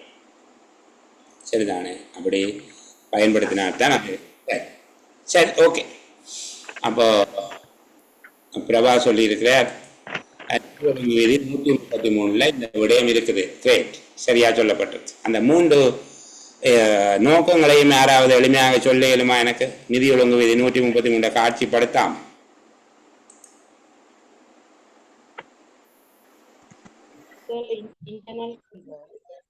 திறமையான உள்ள கட்டுப்பாட்டு முறை களவு மோசடி அதுகள் நடைபெறாம சொல்லுங்க. நிதி சார்ந்த நடவடிக்கைகள் சரியா நடைபெறுகின்றனவான கண்காணித்தல். ஒரு திணைக்களத்திலிருந்து அபிவிருத்தி செயல் திட்டங்களின் கடமைகள் சரியாக நடைபெறுகின்றன என்று கண்காணித்தல். அடுத்தது திணைக்களத்தில் உருவாக்கப்பட்ட அந்த குழுவுக்கும் செயல்படுத்துகிறவர்களுக்கும் ஒரு பகிர்வாகமாக இருந்து அந்த செயல் திட்டங்களை சரியாக கண்காணித்து திணைக்கள தலைவருக்கு பொறுப்பு கூறுவர். அப்படி எழுதினா அவ்வளவுக்கு போதும், சரியா போடுவாங்க. சரிதானே? இப்போ ஒரு நிறுவனத்தினுடைய உள்ளக கட்டுப்பாட்டு முறைமையானது கோட்பாட்டு ரீதியாகவும் செயற்பாட்டு ரீதியாகவும் திறனுள்ளதாக இருக்கிறதா என்பதை பரிசீலனை செய்து மதிப்பீடு செய்வது முதலாவது நோக்கம். திணைக்களத்தின் நிதி நடவடிக்கைகள் தொடர்பான உள்ளக கட்டுப்பாட்டு முறைமை என்பது கோட்பாட்டு ரீதியாகவும் செயற்பாட்டு ரீதியாகவும் திறன்மிக்கதாக உள்ளதா என்பதை பரிசீலனை செய்தலும் மதிப்பிடுதலும். அது விளக்கமாக எழுதுறதாக இருந்தால் எழுதலாம். சரிதானே? ஒரு திணைக்களத்தினுடைய நிதி நடவடிக்கைகள் தொடர்பிலான உள்ளக கட்டுப்பாட்டு முறையே என்பது அங்கு களவு, மோசடி, துஷ்பிரயோகம், குற்றச்செயல், கையாடல் போன்றவை ஏற்படாமல் தடுப்பதற்கும் அவ்வாறு ஏற்படுமாக இருந்தால் அதற்கு காரணமானவர்களை கண்டறிந்து பொறுப்பாக்குவதற்கும் ஏற்ற வகையில் கோட்பாட்டு ரீதியாகவும் செயற்பாட்டு ரீதியாகவும் போதிய அளவு தடுப்புகள் கொண்டதாக காணப்படுகிறதா என்பதை பரிசீலனை செய்து அதை பற்றி மதிப்பீடு செய்வது. அப்படி எல்லாம் எழுத தேவையில்லை, இவ்வளவு எழுதினா காணும். திணைக்களத்தின் நிதிசார் நடவடிக்கைகள் மீதான உள்ளக கட்டுப்பாட்டு முறையானது கோட்பாட்டு ரீதியாகவும் செயற்பாட்டு ரீதியாகவும் திறன்மிக்கதாக இருக்கிறதா என்பதை பரிசீலனை செய்து அதனை மதிப்பீடு செய்தால். இரண்டாவது, அபிவிருத்தி நடவடிக்கைகள் அவற்றின் முன்னேற்றம் தொடர்பாக அபிவிருத்தி நடவடிக்கைகள் மற்றும் அவற்றினுடைய முன்னேற்றம் தொடர்பாக தீர்மானிப்பதில் திணைக்கள தலைவருக்கும் முன்னேற்ற கண்காணிப்பு குழுவுக்கும் உதவி செய்வது. திணைக்கள தலைவர் என்ன, நீங்கள் கணக்கீட்டு உத்தியோகத்திற்கும் முன்னேற்ற கண்காணிப்பு குழுவுக்கும் உதவி செய்வது. மூன்றாவது, அபிவிருத்தி நடவடிக்கைகளில் ஈடுபட்டுள்ளவர்கள், திணைக்கள தலைவர்கள், முன்னேற்ற கண்காணிப்பு குழு ஆகிய தரப்புகளுக்கு இணைப்பாளராக செயற்படுதல். இந்த 3 விடயத்தையும் அழகாக எழுதினீங்கள் என்றால் மிகவும் திருப்தியான ஒரு விடையாக அது இருக்கும். இப்போ பாருங்க, 3வது அத்தியாயத்துக்குள்ள இவ்வளவு கேள்வி அள்ளி போட்டு கிடக்கு. இந்த 3வது அத்தியாயத்தை சரியா படிச்சுட்டு வந்தால் அது போதும். எஃப்ஆர்ல புள்ளி எடுத்துட்டு போறதுக்கு, பாஸ் பண்றதுக்கு 3வது அத்தியாயமே போதும். இந்த பேப்பரை பொறுத்தவரையில 3வது அத்தியாயத்தை படிச்சுட்டு வந்தவன் பாஸ், ஒரு பிரச்சனையும் இல்லை.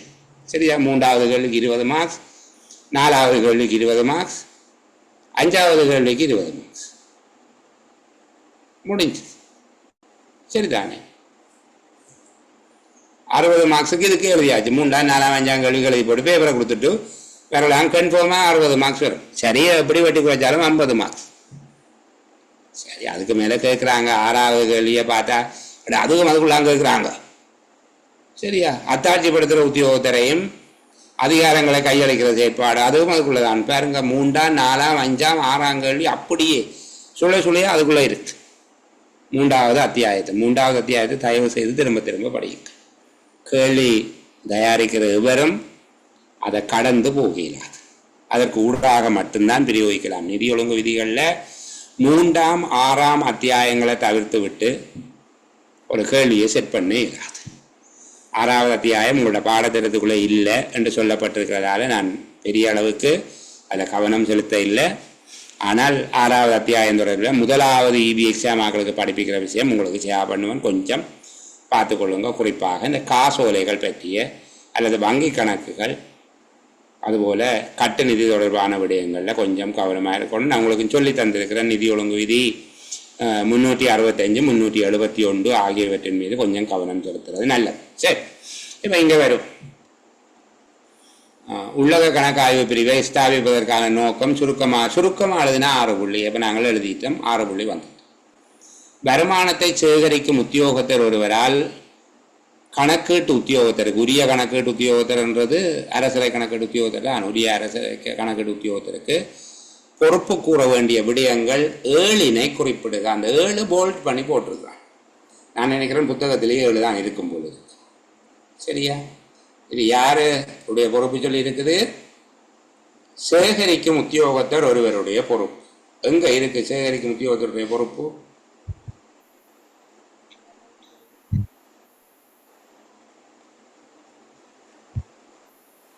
சேகரிக்கும் உத்தியோகத்தருடைய பொறுப்பு எங்கப்பா இருக்கு?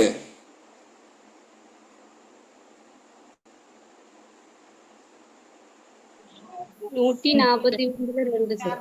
143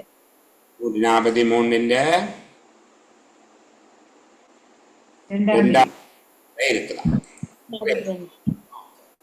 143 2வது பிரிவில் இருக்குது என்று சொல்லி இருக்கலாம். சரிதானே? கையளிப்பினால் அல்லது பிற வகையில் சேகரிக்கும் தொழிலை செய்கிற ஒரு உத்தியோகத்தர் சேகரிப்பு உத்தியோகத்தர் என குறிப்பிடப்படுகிறார். அவர் கணக்கு கீழ்வரும் விடயங்களுக்கு பொறுப்பாக இருப்பார். எத்தனை விடயங்கள் இருக்குது? 7 தான் இருக்கு. கொடுமை, இப்படி கேட்கக்கூடாது. என்ன 7 எழுதும் கண்டு அப்படியே பாடமாக்கினா தான் புள்ளி என்பதாக போயிட்டு. யாரு கேட்டிருக்கேன்னு பாருங்க. டிஓக்கு கேட்கலையா? டிஓ மாதிரிலாம் யூனிவர்சிட்டி போய் வந்தாக்கள்.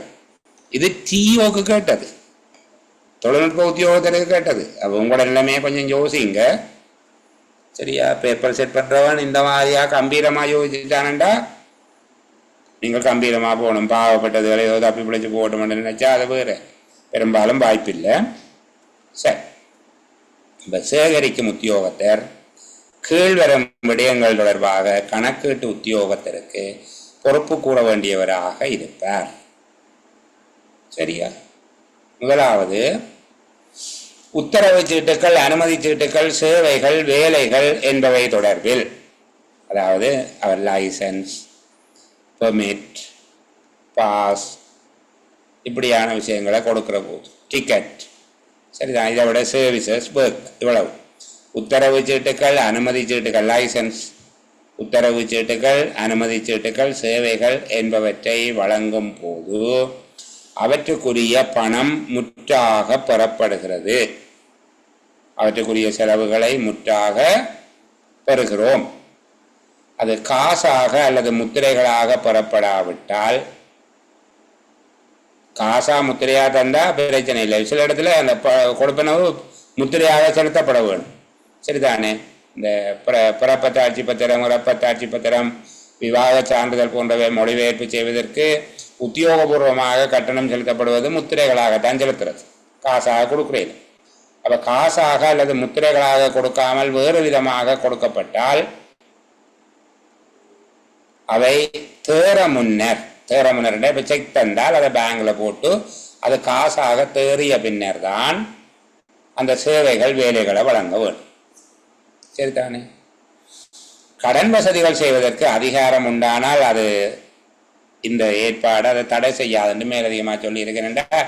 சில வேலை இப்போ கடனுக்கு வேலை செய்ய வேண்டிய திணைக்களங்கள் இதில் இருக்கிற விதியை பின்பற்றி வேலை செய்ய விட தேவையில்லை என்று சொல்லி இருக்கிறாங்க. அப்போ முதலாவது என்ன சொல்லப்பட்டிருக்கின்றால், உத்தரவு சீட்டுகள், அனுமதி சீட்டுகள், சேவைகள், வேலைகள் என்பவற்றை வழங்குவதற்கு முன்பாக அவற்றுக்குரிய செலவுகள் முழுமையாக பெறப்படுகிறது. காசு முத்திரை தவிர்ந்த வேறு வடிவங்களில் பணம் பெறப்பட்டால் அது பணமாக தேறும் வரையில் உத்தரவு சீட்டுகள், அனுமதி சீட்டுகள், சேவைகள், வேலைகள் ஆகியவை வழங்கப்படுவதில்லை என்பதற்கு அவர் பொறுப்பாக இருக்கிறார். இரண்டாவது,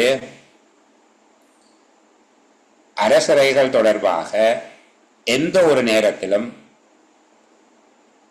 வருமதியான நிலுவை, சேகரிக்கப்பட்ட தொகை, சரிதானே, தீர்க்கப்படாத மீதி, இன்னும் கொடுத்து தீர்க்கப்படாத மீதி ஆகியவற்றை காட்டும் பதிவுகள் அவர் வச்சிருக்க வேண்டும்.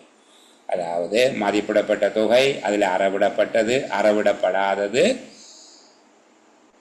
ஆகிய விடயங்களை காட்டுகிற பதிவேடுகள் எப்போதும் வைத்திருக்க வேண்டும்.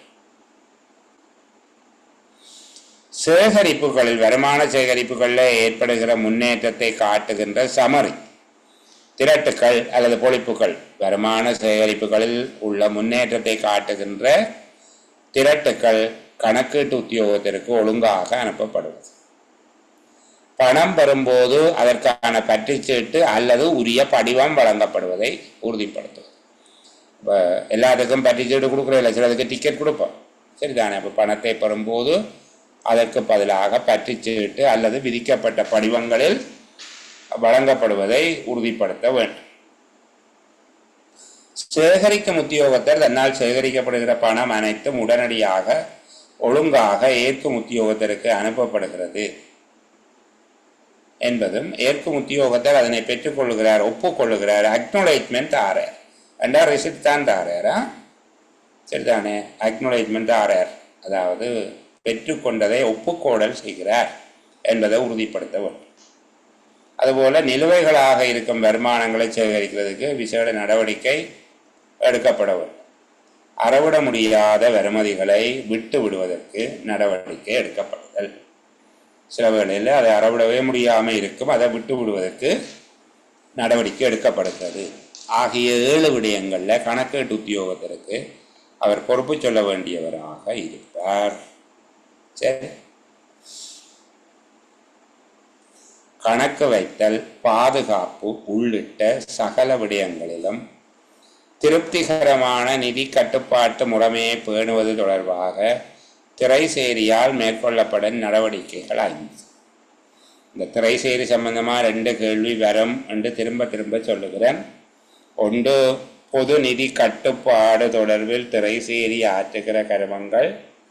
2வது, திரைசேரியும் ஒரு திணைக்களம்தான் என்கிற அடிப்படையில் திரைசேரி ஆற்றுகிற கடமைகள். இந்த 2 வெவ்வேறு இடங்களில் இருக்குது என்று சொல்லி தந்தேன். சரியா? இந்த 2ஐயும் ஒரு கால் நாங்கள் பார்த்துட்டு தான் போகிறோம். இருக்க மட்டும் பார்க்காமல் அதை 2ஐயும் ஒரு கால் பார்ப்போம். திரைசேரி மேற்கொள்ளுகிற அல்ல திரைசேரியினுடைய வகைபாகம், அது ஒரு திருப்திகரமான நிதி கட்டுப்பாட்டு முறைமையை பேணுவதற்காக மேற்கொள்ளுகிற நடவடிக்கை. அடுத்தது ஒரு திணைக்களமாக அது மேற்கொள்ளுகிற நடவடிக்கை. எங்க பார்க்க வேணும் பிள்ளைகள்?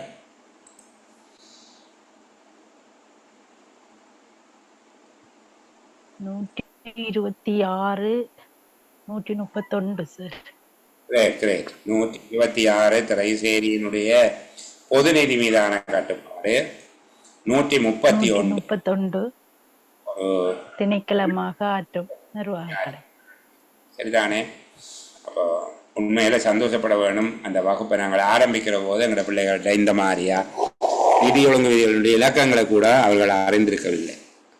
சரி, யாரோ எழுதின சமரை புத்தகங்களை அதில் இருக்கிற விடயங்களை பாடமாக்குறது தான் நிதி ஒழுங்கு விதி என்று தெரிஞ்சிருந்த பிள்ளைகள் அந்த விதமாக ஒரு முன்னேற்றம் இருக்கிற போது எல்லாருக்கும் அப்படி இருந்தார்கள் நான் சொல்லல. பெரும்பாலானவர்களை பொறுத்தவரையில் உண்மையில் இந்த அளவுக்கு அதில் ஒரு தேர்ச்சி இருக்கையில் இது உச்சம் என்று நான் சொல்ல இல்லையா. இது ஒரு உத்தமமான மட்டம், ஆப்டிமம் லெவல் என்ற வார்த்தையை நான் தெரிவிக்கல, அது வேறு. ஆனால் நீங்கள் கணிசமாக முன்னேற இடம் இருக்குது. ஆனால் கணிசமாக முன்னேறிட்டீங்க. ஒரு ஆசிரியர் எப்போதுமே முன்னேற இடம் உண்டு என்று தான் சொல்லுவார். ஹைசன் என்று சொல்லி ஒரு ஜப்பானிய தியரி இருக்கு. எது செய்தாலும் இன்னும் கொஞ்சம் நல்லா என்று சொல்லி சொல்றது.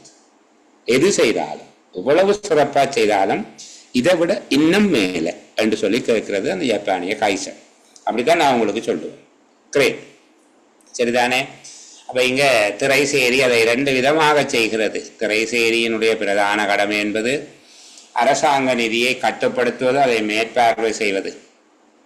அந்த வகையில் அது அரசாங்க நிதியை சிறப்பாக கணக்கீடு செய்தல், பாதுகாத்தல், பொறுப்பு கூடுதல், எல்லா விதத்திலும் திருப்திகரமான ஒரு நிதி பரிபாலன முறையை அமைத்தல் திரைசேரியின் கடமையாக இருக்கிறது.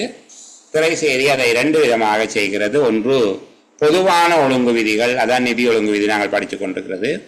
2வது, குறிப்பான சந்தர்ப்பங்களில் எடுக்க வேண்டிய நடவடிக்கைகள் பற்றி கணக்கீட்டு உத்தியோகத்தர்களுக்கும் பிரதான கணக்கீட்டு உத்தியோகத்தர்களுக்கும் அறிவுறுத்தல், ஆலோசனை வழங்குவது. அது நிதி அமைச்சின் சுற்றறிக்கைகள் அல்லது நிதி சுற்றறிக்கைகள் என்று நாங்கள் எடுத்துக்கொள்ளலாம். 2 விதமாக துறை சேரி செய்கிறது. ஒன்று பொதுவான ஒழுங்கு விதிகள், அடுத்தது குறிப்பான சந்தர்ப்பங்களில் வழங்கப்படுகிற அறிவுறுத்தல்களும் ஆலோசனைகளும் என்பதாக எடுக்கலாம். இதுல கீழே துறை சேரி தன்னுடைய கட்டுப்படுத்தும் கடமைகள், மேற்பார்வை செய்யும் கடமைகள் என்பதை கீழ் வருவனவற்றை கொண்டிருக்கும். இதுதான் விட. இப்ப நாங்கள் கதைத்தது மேலே, சரியா?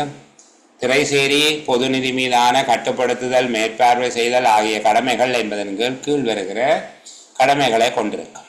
ஒன்று, பிரதான கணக்கீட்டு உத்தியோகத்தர்கள் கணக்கீட்டு உத்தியோகத்தர்களுடைய நியமனங்களை ஏற்படுத்துதல், அவர்களுக்குரிய கடமைகள் பொறுப்புகளை வகுத்து கொடுத்தல். அவர்களுக்குரிய கடமைகள் பொறுப்புகளை ஏற்பாடு செய்வது அல்லது வகுத்தமைப்பது, தீர்மானிப்பதுன்னு சொல்லி இதில் இருக்க. ஓகே, தீர்மானிப்பது என்று போட்டுக்கொள்வோம். பிரதான கணக்கீட்டு உத்தியோகத்தர் கணக்கீட்டு உத்தியோகத்தருடைய நியமனங்களை ஏற்படுத்துதல், அவர்களுக்குரிய கடமைகள் பொறுப்புகளை நிச்சயித்தல். 2வது, நிதி அமைச்சரின் நிதி தொடர்பிலான பணிப்புரைகளை பிரதான கணக்கீட்டு உத்தியோகத்தர்கள் கணக்கீட்டு உத்தியோகத்தர்களுக்கு அறிவித்து அது தொடர்பாக விளக்கம் கூறுவது. நிதி அமைச்சர்களால் வழங்கப்படுகின்ற பொது நிதி தொடர்பிலான பணிப்புரைகள் அனைத்தையும் பிரதான கணக்கீட்டு உத்தியோகத்தர்கள் கணக்கீட்டு உத்தியோகத்தர்கள் ஆகியோருக்கு அறிவித்து அது தொடர்பாக அவர்களுக்கு விளக்கம் கூறுவது. 3வது, திணைக்களங்களினுடைய ஆட்சேர்ப்பு, சம்பள அளவு திட்டம், சம்பள வீதங்கள் முதலியவற்றின் மீது கட்டுப்பாட்டை பேணுவது. வர்த்தக முயற்சிகள், வைப்பு படங்கள் உட்பட அரசாங்கத்துக்கு வருமதியான அரசுரைகள், பிற வருமானங்களை காலதாமதமின்றி சேர்த்து அரசாங்க திணைக்களங்களால் கணக்கு வைக்கப்படுகிறது என்பதனை பரிசீலித்து திருப்தி அடைவது. அரசாங்க திணைக்களங்கள் நிதி பிரமாணங்களுக்கு இணங்கி செயற்படுகின்றன என்பதை பரிசோதித்து திருப்தி அடைவது. வைப்பில் உள்ள பணங்கள் திரட்டிய நிதியம் பிற அரசாங்க நிதியங்கள் என்பதை தொடர்பாக கணக்கு வைத்தலையும் கணக்கீடு மற்றும் மேற்பார்வை கர்மங்களை மேற்கொள்ளும். டிபாசிட் அக்கௌண்ட்ல இருக்கிற காசு என்ன அதுதான் சொல்றது, கன்சாலிடேட்டட் ஃபண்ட், திரட்டிய நிதி, ஏனைய நிதி திட்டமுறையான நிதியங்கள் என்று சொன்னமே பிற நிதியங்கள் என்பவற்றின் கணக்குகளையும் அவற்றின் கணக்கீடு மற்றும் மேற்பார்வை தொடர்பான கருமங்களை அது மேற்கொள்ளுகிறது. இப்படியே துறை சேரி ஒரு திணைக்களமாக என்ன வேலை செய்யுது வேணாம், குழம்பீடு பண்ணுறதால இப்போதைக்கு இதை விடுவோம். இதோடையே நாங்கள் பார்த்து கொண்டு அடுத்த கேள்விக்கு போவோம். துறை சேரி ஒரு திணைக்களமாக ஆற்றும் கடமை இன்னொரு கேள்வி வரைக்குள்ள பார்ப்போம். என்ன ஒரே நேரம் 2ஐயும் போட சில நேரங்களில் நீங்கள் ஒரு மனக்குழப்பம் அடைஞ்சா, நிதி நிர்வாகம் தொடர்பில் அமைச்சு செயலாளர்களினால் நிதி அமைச்சருக்கு பொறுப்பு கூற வேண்டிய விடயங்கள் 5 குறிப்பிடுக. இந்த கேள்வியை வேறு விதமாக என்னோட கேட்பம் என்று சொல்லக்கூடிய ஆக்கள்,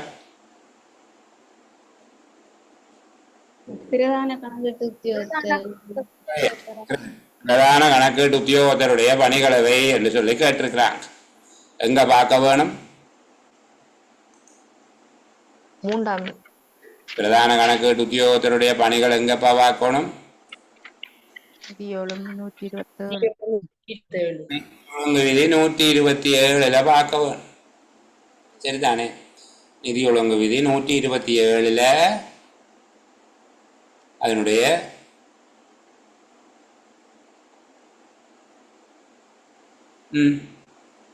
எந்த பகுதியில்?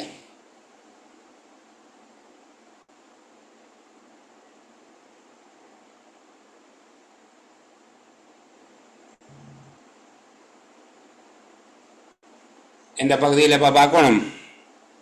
52வது சரி, 52 நீங்க சொன்னது விளங்க இல்லை எனக்கு.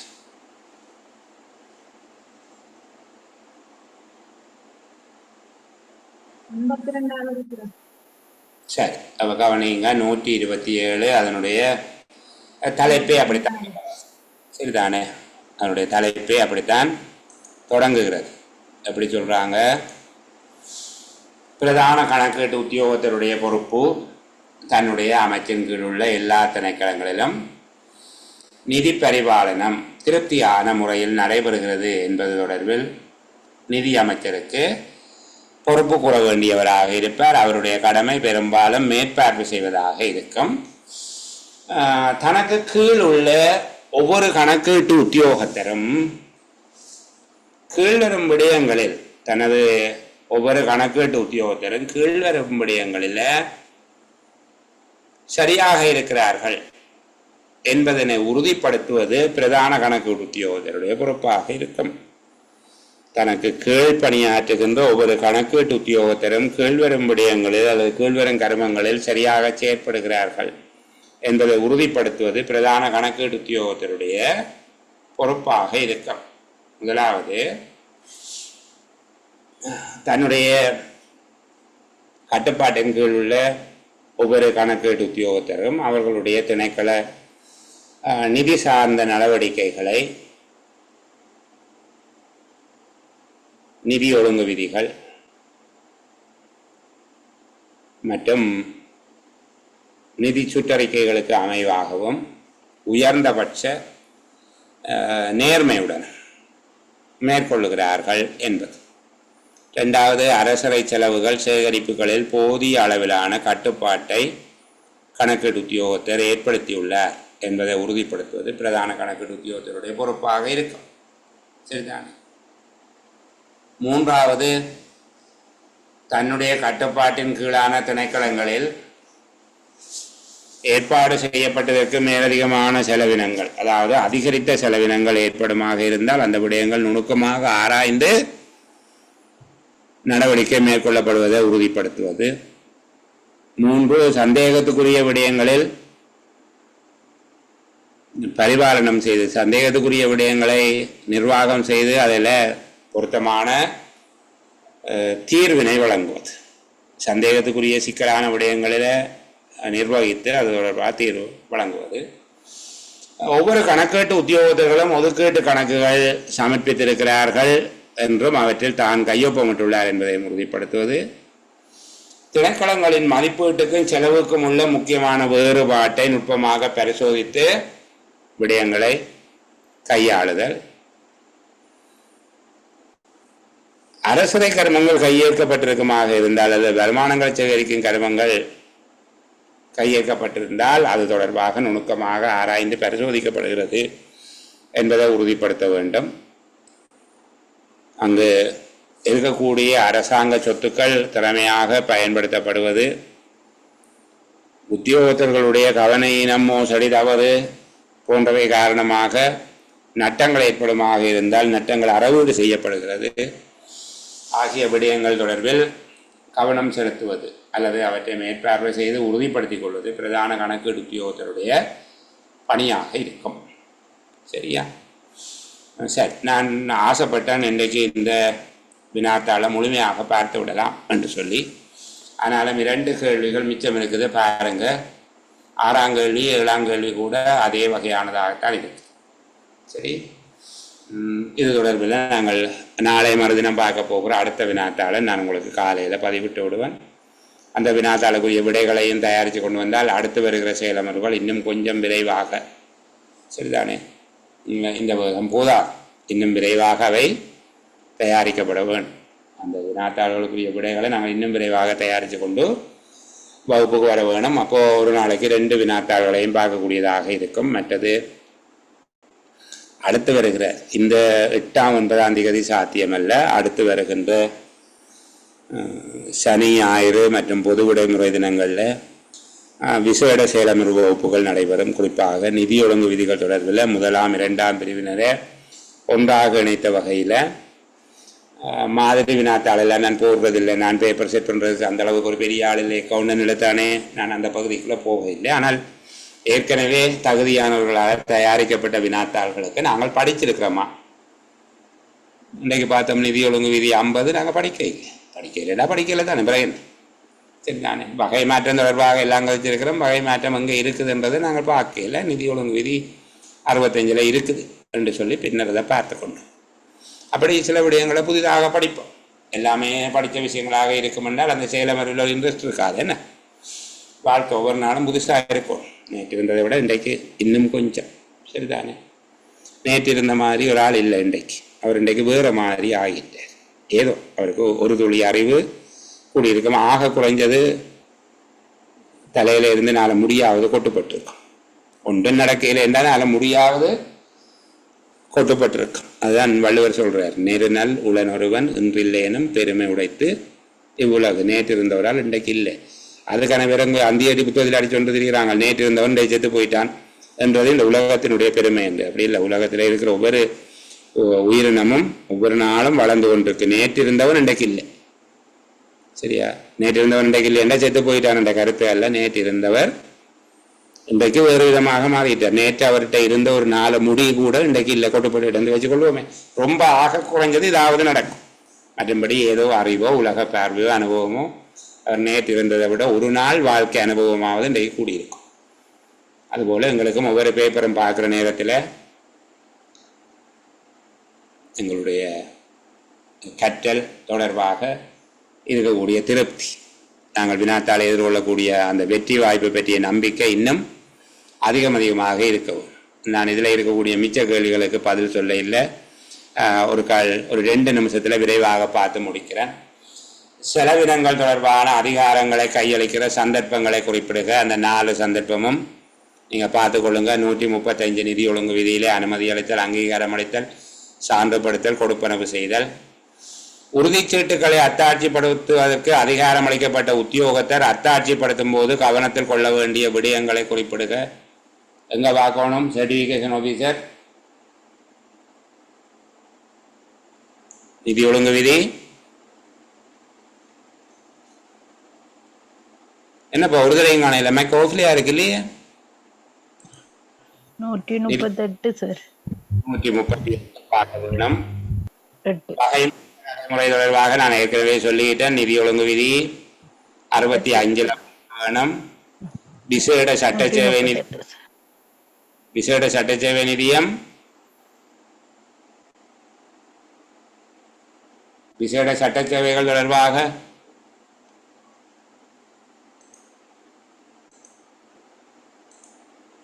எங்கப்பா பார்க்கணும்?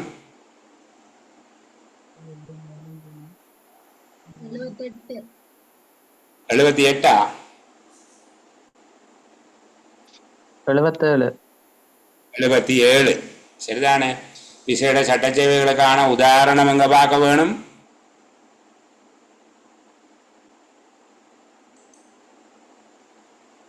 நாங்க பட்ஜெட்ல போட்டு காட்டினாங்க, ஞாபகமோ?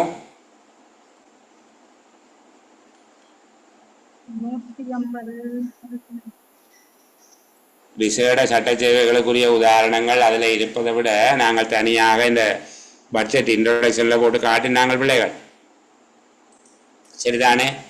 ஒதுக்கீட்டு சட்ட மூலத்தில் பாராளுமன்ற அங்கீகாரம் பெறப்படாமல் திரட்டு நிதியத்தின் மூலம் இதில் விலவிட முடியுமான செலவினம் என்று இருக்குது. செலவிட முடியுமான செலவினம் ஜனாதிபதி, உயர் நீதிமன்ற நீதிபதிகள், அரசாங்க சேவை ஆணைக்குழு, நீதி சேவை ஆணைக்குழு, தேசிய போலீஸ் ஆணைக்குழு, லஞ்சம் மற்றும் ஊழல் தொடர்பான குற்றச்சாட்டுகளை புலனாய்வு செய்வதற்கான ஆணைக்குழு, பாராளுமன்றம், தேர்தல் ஆணைக்குழு, தேசிய கணக்காய்வு அலுவலகம், நிர்வாகத்துக்கான பாராளுமன்ற ஆணையாளர் அலுவலகம், சுகாதார அமைச்சு, திரைசேரி செயற்பாடுகள் திணைக்களம், ஓய்வூதிய திணைக்களம் ஆகியவற்றுக்குரிய செலவினங்கள் விசேட சட்டங்களினாலே ஏற்பாடு செய்யப்பட்டிருக்கு. இந்த 2வது குலத்தில் அதான் காட்டப்பட்டிருக்கு. 2வது 3வது குலத்தில் அதான் விசேட சட்டங்கள். அப்போ விசேட சட்டங்களினாலே அங்கீகரிக்கப்பட்டவை விசேட சட்ட சேவைகள்.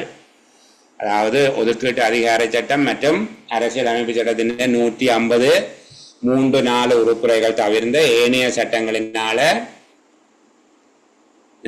அனுமதிக்கப்பட்ட செலவினங்களை விசேட சட்ட சேவைகள் என்று சொல்லி நாங்கள் சொல்லுகிறோம். விசேட சட்ட சேவைகள் தொடர்பிலாக அவை ஆண்டு மதிப்பீட்டில் தனியாக காட்டப்படும். ஒதுக்கீட்டு சட்டத்தில் உள்ளடக்கப்பட்டு பாராளுமன்றத்தின் அனுமதி பெற தேவையில்லை. அதற்கான உதாரணங்களாக இவற்றையெல்லாம் சொல்லலாம் என்று சொல்லி எழுதக்கூடியதாக இருக்க வேண்டும். சரியா? வரவு செலவு திட்ட வகுப்பீட்டு அலகுகள் எங்கே இருக்குது? நிதி ஒழுங்கு விதி 8 அது தொடர்பாகவும் அழகா சொல்லி தந்திருக்கிறேன். செலவு தலைப்பு என்ன? நிகழ்ச்சி திட்டம், கருத்திட்டம், உபகார திட்டம், செலவு விடயம், அந்த பகுதி அழகா இருக்குது. ஒரு ரெக்கார்டிங் பார்த்து கொள்ள வேணும். காணி கட்டடங்கள் கொள்வனவு தொடர்பாக பார்த்த நாங்களோ கடைசியா பார்த்து நாங்கள் காணி கட்டடங்கள் தொடர்பாக சொல்ல வேணுமா? சரி, அந்த பகுதி ஒருக்கா சொல்லி போட்டு போவோம். காணி கட்டடங்கள் எங்க இருக்குதுன்னு சொல்லுங்க ஒருக்கா. நிதி ஒழுங்கு 53. சரி,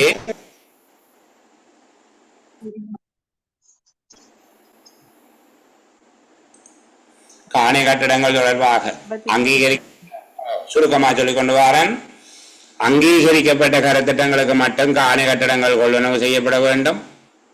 பொருத்தமான அரச காணி கிடைக்காத சந்தர்ப்பத்தில் மட்டும் தனியார் காணி பெற்றுக்கொள்ளலாம். கட்டடம் ஒன்றை பெற்றுக்கொள்ளும் போது அது கருத்திட்டத்துக்கு பூரணமாக பொருத்தமானதா என பார்க்க வேண்டும், அல்லது திணைக்களத்துக்கு வசதியாக அதனை மாற்றி அமைப்பது சிக்கனமானதா என்பதை பார்க்க வேண்டும்.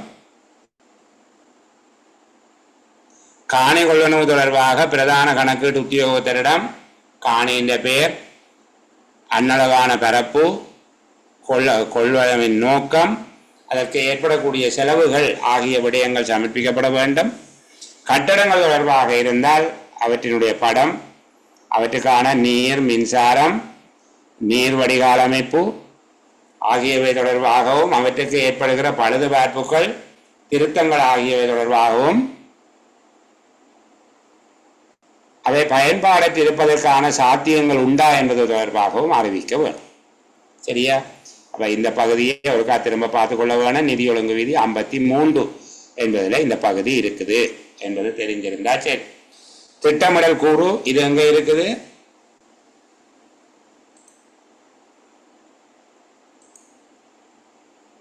எங்கேப்பா இருக்குது? நிதி ஒழுங்கு விதி 3.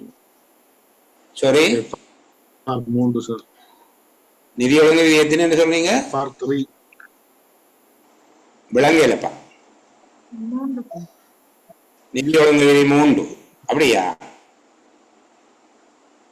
நிதி ஒழுங்கு விதி 3ல தான் கருத்திட்டத்தினுடைய வகைப்பாடு இருக்குது. அதாவது அனுமதி அளித்தல் மற்றும் திட்டமிடுதல் நோக்கங்களுக்காக அல்லது திட்டமிடுதல் அங்கீகரித்தல் ஆகிய நோக்கங்களுக்காக கருத்திட்டங்களை 3 வகையாக பிரிக்கலாம் என்பது கருத்திட்டத்தை நிறைவேற்றுகின்ற படிமுறைகள், இருகட்ட அங்கீகார முறை, அதனுடைய 4வது பிரிவாக அமைச்சு ஒன்றினுடைய திட்டமிடல் கூற பற்றி பேசப்பட்டிருக்கு. சரிதானே? அப்ப முதலாவது திட்டமிடல் திணைக்களத்தோடு கூட்டிணைவை பெற்று கருத்திட்டங்களை தயாரித்தல், மீளாய்வு செய்தல், செயற்படுத்தல். 2வது துறைசார் கருத்திட்டங்கள், அதாவது நீண்ட காலம் செயற்படுத்துகிற கருத்திட்டங்கள், துறைசார் கருத்திட்டங்களுக்கு உள்ளே இருக்கக்கூடிய புதிய கருத்திட்டங்களை இனங்கண்டு தயாரித்து அவற்றுக்கான பொருளாதார மதிப்பீடு, சுற்றாடல் மதிப்பீட்டை தயாரிக்கிறது. 3வது துறைசார் கருத்திட்டங்களுக்கு உள்ளே அடங்கக்கூடிய சகலவிதமான பொருளாதார கொள்கைகள், சமூக விளைவுகள் பற்றி பரிசீலனை செய்வது. கருத்திட்டங்கள் உள்ளூர் மக்கள் மீது ஏற்படுத்தக்கூடிய பாதிப்புகளை பரிசீலனை செய்து அறிக்கையிடுவது. அமைச்சினுடைய கருத்திட்டங்கள் தயாரிக்கப்பட்டு அவற்றினை முதலீட்டு நிகழ்ச்சி திட்டத்தில் சேர்த்தல் மற்றும் வரவு செலவு திட்டத்தில் உள்ளிடுதல் தொடர்பாக தேசிய வரவு செலவு திட்ட திணைக்களத்தோடு இணைந்து பணியாற்றுவது. கருத்திட்டத்தை கண்காணிப்பதும் முன்னேற்றத்தை திட்டமிடுவது, பிரச்சனைகளை இனங்காண்பது, பிரச்சனைக்கான தீர்வுகள் அல்ல பரிகாரங்களை வழங்குவது. மாவட்ட பிரதேச திட்டமிடல் கூறுகளோடு ஒருங்கிணைப்பை ஏற்படுத்தி நடவடிக்கை மேற்கொள்ளுகிறது. தொடர்பான புள்ளி விவர வடிவங்கள், திட்டமிடல் வடிவங்களுக்கு அவசியமான புள்ளி விவரங்களோடு தொடர்புடைய நிறுவனங்களோடு ஒருங்கிணைவை பேணுவது.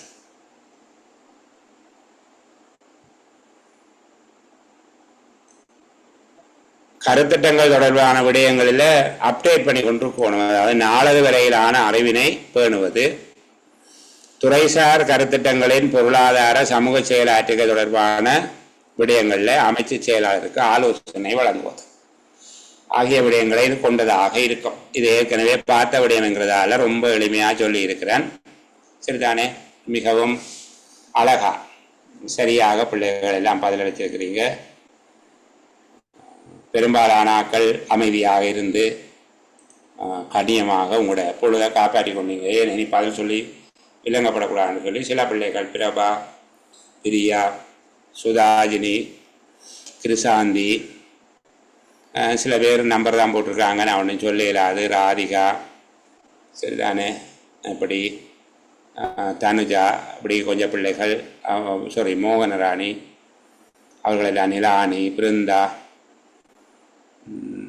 தாட்சாயினி, புனிதா, அவர்களெல்லாம் நிறைய விஷயங்கள் தாங்கள் பார்த்து கொண்டு வந்த விஷயங்களை பகிர்ந்துருக்கிறாங்க. அவங்கள பேர் சொல்லி நன்றி சொல்ல வேணும், ரெக்கார்டில் வந்தாலும் பரவாயில்லை. சரியா? அடுத்த செயலமர்வில் திரும்ப இன்னும் ஒரு வினாத்தாளோட சந்திப்போம். நீங்கள் ஏதாவது எனக்கு சொல்ல இருந்தால் சொல்லுங்கள்.